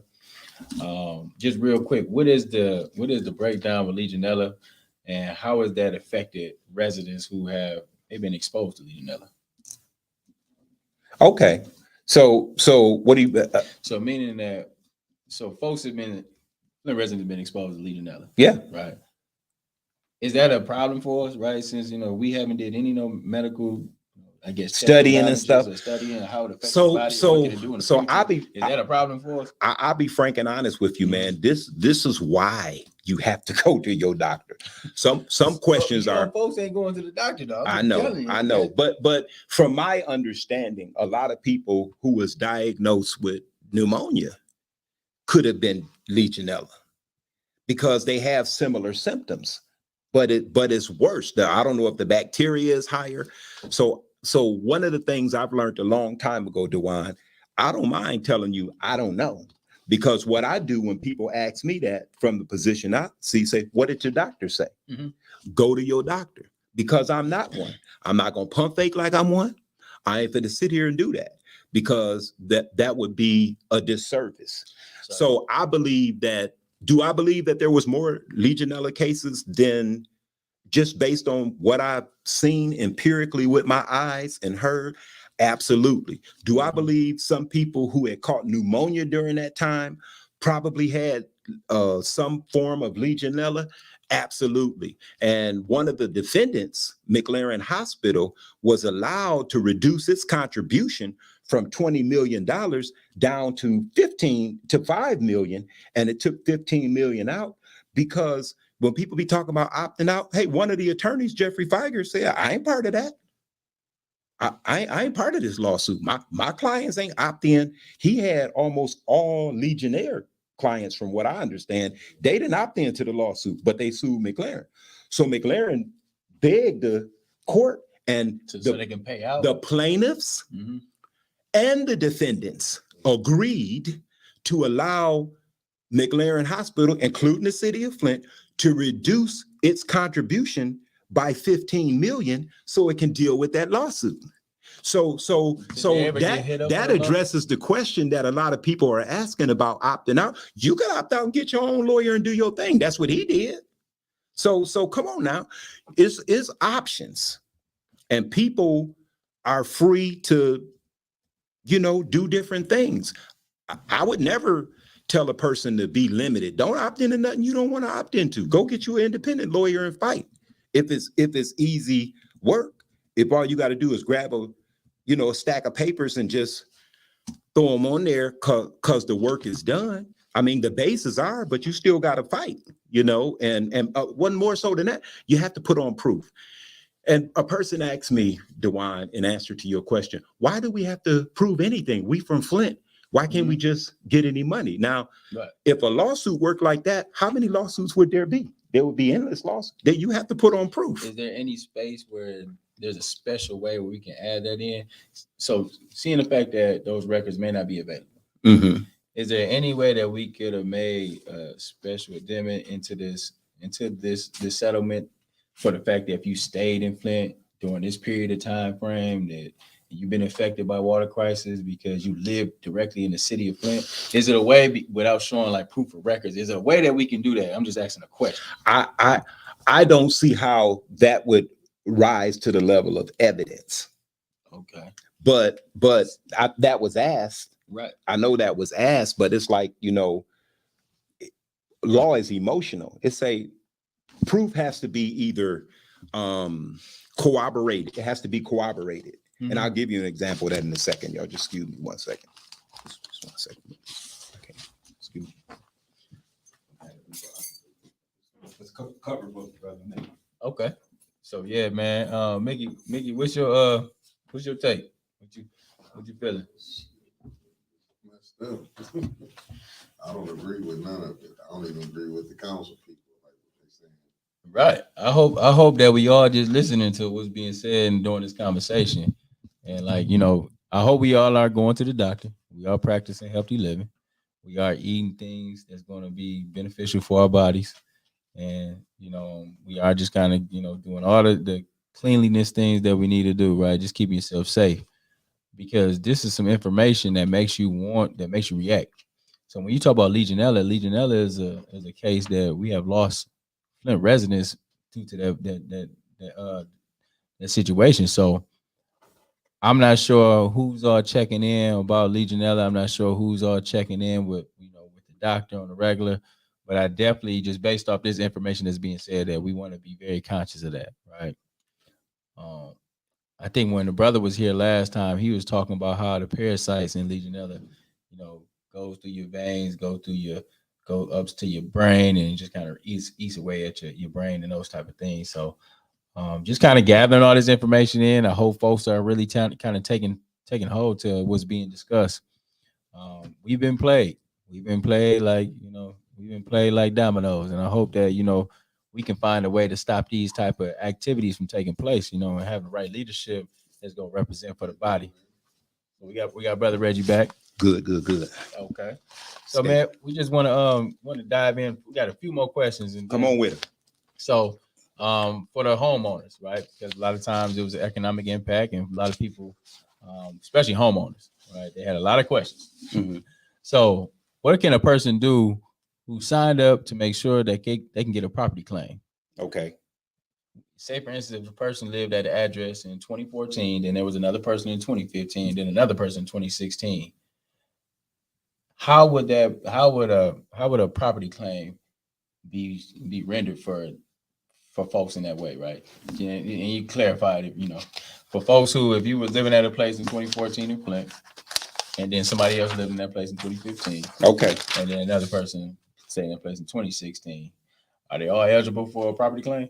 All right. Now that's a very good question. Okay. And according to what I've read, and according to what I've been told by the lawyers, if you lived in Flint for at least 30 days during the contamination period, 214 and 216, you can make a personal injury claim and you can make a property claim.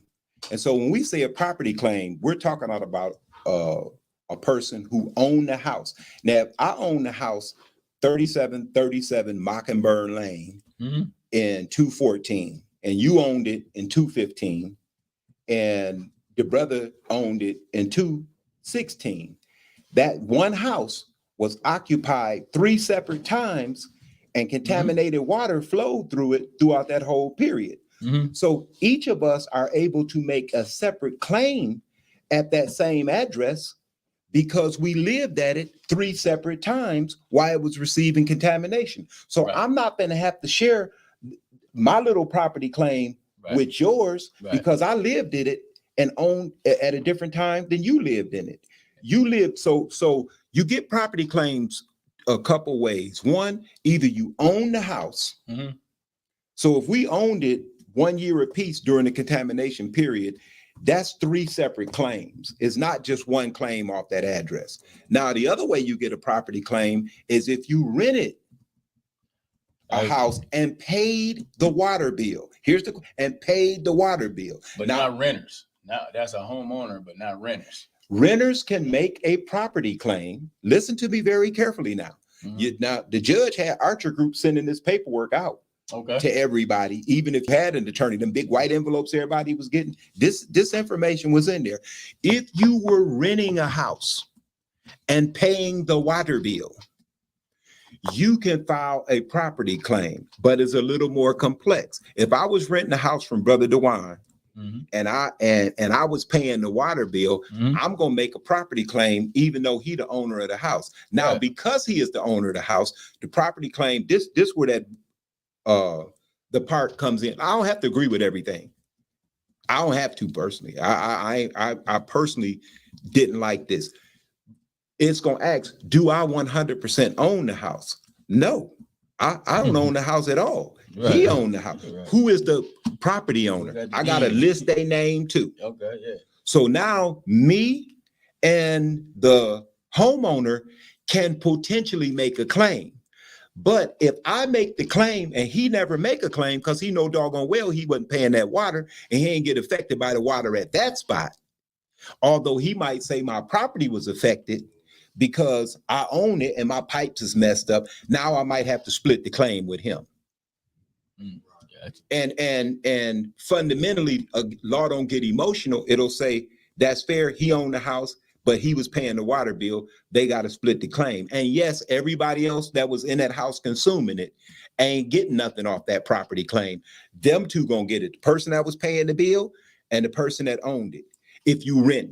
But the person who owned it would have to make that claim too. If they don't, then you gonna get it, even though they said they own it. And a lot of landlords ain't tripping. They'll do that. But everybody else in the house, if they was affected, they would apply for a personal injury claim. They would go and get, and the person making the property claim can also make a personal injury claim. But there's going to be some people that didn't qualify for no personal injuries, but qualified for that property claim. And the same thing with business owners. Business owners can get $1,000 to $5,000, but they have to show, their business paperwork, and they're gonna have to present the easiest things that the lawyers are asking for is you to present your tax return to potentially show your loss. Okay. And you make your claim that way. Okay, I got it real quick. So one of the big fallouts from the settlement, yes, is that Michigan law, which the attorneys get 33 1/3. Yes, right. And and attorneys, by no means I am not stepping on nobody's toes. That's never how I do. I always want everybody to eat. You know what I'm saying? No matter how you get your money, if it's on the up and up, man, you ain't taking and stealing and thieving and all that stuff from people, man, it's a good deal. So the attorneys will get 33 1/3, but in Michigan, the law, attorneys get 33 1/3 of settlement for the yes. So where I guess with the low amount of settlement that we got, and with our attorneys going to be receiving that, what other options do we have? Can they give a percentage back? Can they drop it down? Can they donate towards the total settlement amount? What other options do we have, or if any? You said. Now that's a very good question. So when most people signed up with whatever lawyer they signed up with, they signed what is called a retainer. Okay. And on that retainer, on most retainers on page 1, it'll say this is what is called a contingent lawsuit, meaning I'm not going to get paid unless you get paid. But I'm signing for 33 1/3 plus costs. Mm-hmm. Contingent lawsuits are normally 33 1/3 plus costs. In some states, they 40%. Like in Colorado and things like that. So what happens is, it's going to have other things in there too. It's going to say we can team up with other lawyers. It's going to say we can borrow money to finance this lawsuit. This lawsuit is going on 7 years, and not one attorney have received a dime off that settlement money. They've been fronting the case for 7 years out their pockets. Interrogatories, depositions, experts, meeting with the lawyers. This wasn't just no push-up. To get to the settlement, you had to go through these motions. You had to put on your proofs. Mm-hmm.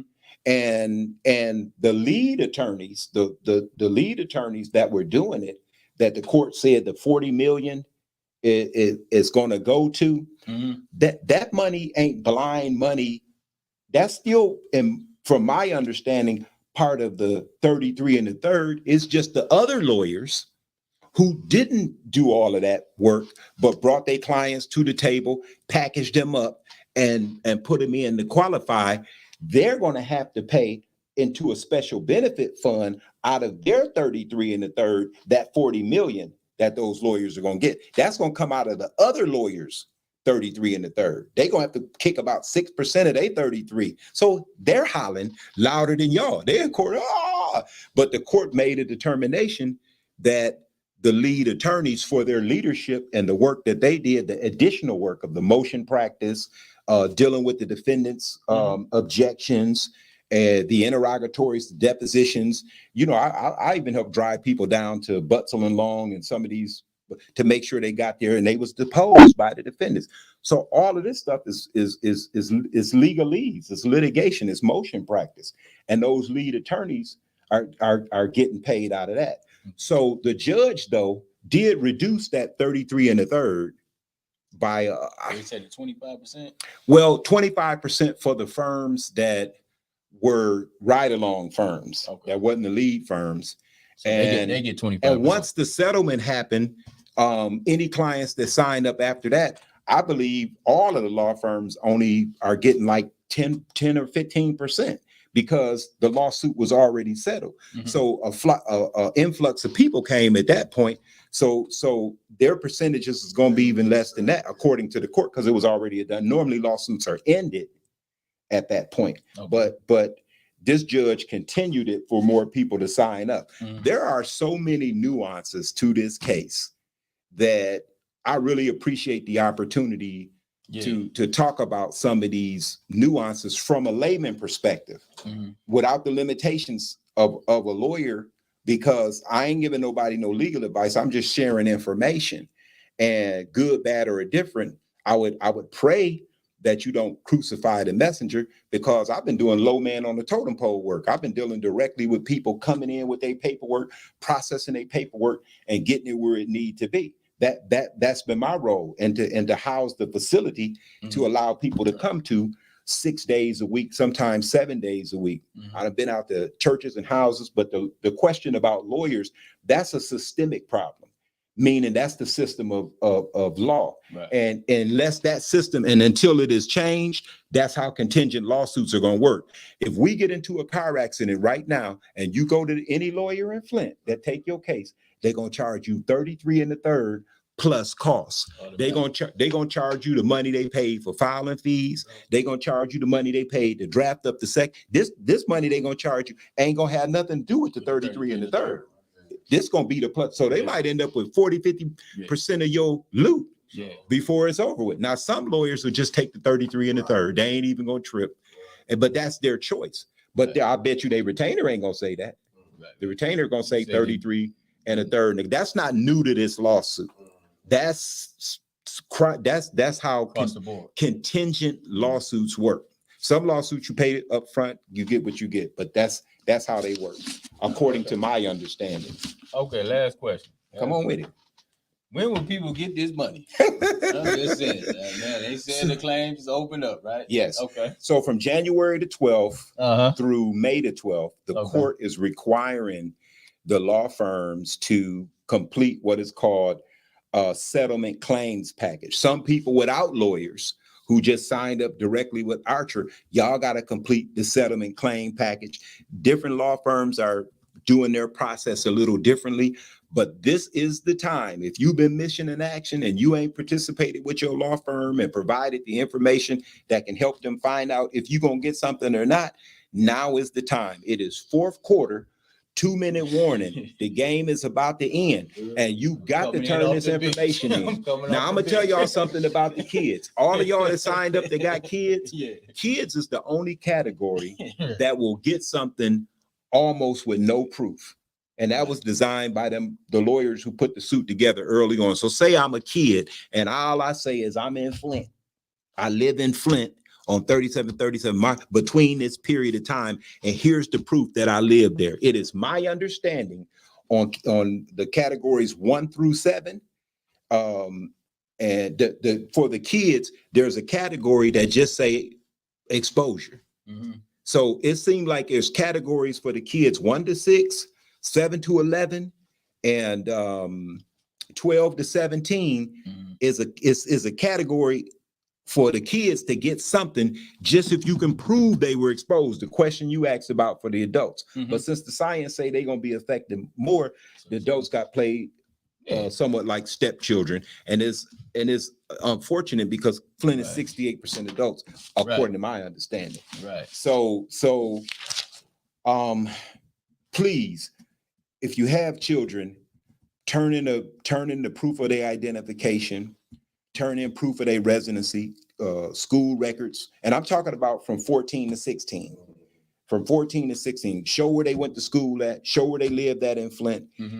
Because some kids didn't live in Flint, but they went to school in Flint. They worshiped in Flint. They stayed over at grandmama's house 30 days throughout the summer. Show that proof. And if they signed up, because you can't sign up right now if you haven't, and let them get some compensation. Yeah. It's not a be all do all. Yeah. I believe, depending on how that was my opinion. I was going to say, I wouldn't be surprised if folks look up if these doctors don't do what they're supposed to do and who got insurance policies, because you can sue when something comes to your knowledge, and they may be next. I hope so. Because I think and this is my personal humble opinion, I think it's borderline malpractice for a doctor who had clients come to them between 14 and 16 to not seek to confirm that any of their qualifying conditions could have been related to the water crisis. I'm not saying just do a blank letter, because that's your profession. And I'm not telling nobody to do anything wrong. No, I'm just saying, look at the evidence. The science support that. So if I have skin rashes and I ain't had them before the water crisis, or if my blood pressure started doing like this and it wasn't doing that before the water crisis, then more likely than not, is it possible that I got contaminated by the water? Write the doggone link letter and give it to your client so they can get into a paid category. Right. No, I definitely. And just real quick, what would be? Do you know any amounts? Say, for instance, like average amount since children or adults? Is there any? Do you have any numbers that you may kind of like think we can hypothetically, what folks might be looking like? No. I ain't gonna do that, and I'm gonna tell you why. Because once we're going through the process now, that once the people get into the categories, then if it's 2,000 people in category 6 or 3,000 people in category 2, then you're going to be able to take the formula and you're going to say, based on what the court have from all of the attorneys, this how many people in these categories, and now you're going to be able to get somewhat of an accurate number on what people are going to get. Let that process happen. Don't go off of nobody's speculation. That would be irresponsible to kind of speculate at this point, and I ain't gonna do it. Nah, you know what? I want to, but I'm not, because I know doggone well Reggie said, which I don't fear, that, but it would be irresponsible for me to do that, and I'm not gonna do it. I don't have the wherewithal to make that call, so I'm not gonna make it, because I'm low man on the totem pole. No, don't even worry about it, man. You done brilliant, and we appreciate all brother, the God be the glory. Dropped in, my brother. Man, I really appreciate the body of work that Fli-City Blackout is doing, and Flint has been injured so much, of course, by so many people. Yes, I heard one of the activists say, we let people come in and just become millionaires off of us, and it's a sad truth, but we have to stand up and address every aspect of what came in, and to help. I mean, everybody's doing their wheelhouses. I kind of was hard on the nonprofit industrial complex, but I had that same frustration that people have with the lawyers, because I'm like, this money didn't need it wasn't going to be as regulated. But that don't take away from the fact that they do a lot of good work. And Flint is one of the cities that have a lot of grant giving, and that. Yeah. And so but self-funding to me is better. That's another conversation. But I just want y'all to know I really appreciate the opportunity from my little vantage point as a contract paraprofessional to share with you the urgency of the hour. I know there's a lot of dissatisfaction with the amount and things like that. But if you have signed up, don't be one of those persons that say, oh man, I could have turned this in and got some money and didn't get it. Turn it in. especially for your children. Turn it in. Turn it in for the children. And let's see if we can continue to do better. Flint always be changing stuff. Unfortunately, we be like a lamb, a sacrificial lamb, but we ain't the only ones being poisoned. We should have some empathy. Over in Benton Harbor, man, they've been on water lead for over a year and a half longer than Flint, and they water plant is the problem. So they didn't even have the chance to switch back over. And they over there silent as the lamb, man. They just over there suffering for change. And so hopefully, you know, they'll get some resources. Reverend Pickney and Reverend Burton. And, you definitely are in our hearts, man. Councilman Singleton and just good people, man. Yeah. It's unfortunate, man, but man, I really appreciate everything that's been discussed today. It was a lot of insight, a lot of information shared. I know our guests, and I know our participants who watched the show, they had mountains of questions and different things and throwing different. I'm gonna have to go back and look at the comments. Yeah, man, you know, and definitely if you can, you know, want to drop some notes in there, give some insight or whatever, they greatly appreciate it, man. But I really think this was a very, very classic conversation about an existing issue with the water crisis. Yeah. But we stayed strong and we stayed thorough, and we're gonna always get through it because that's just how we are, man. Yeah, Flint cut from a different cloth, man. Flint cut from a different cloth. I just really hope that, man, we never allow this to take place again.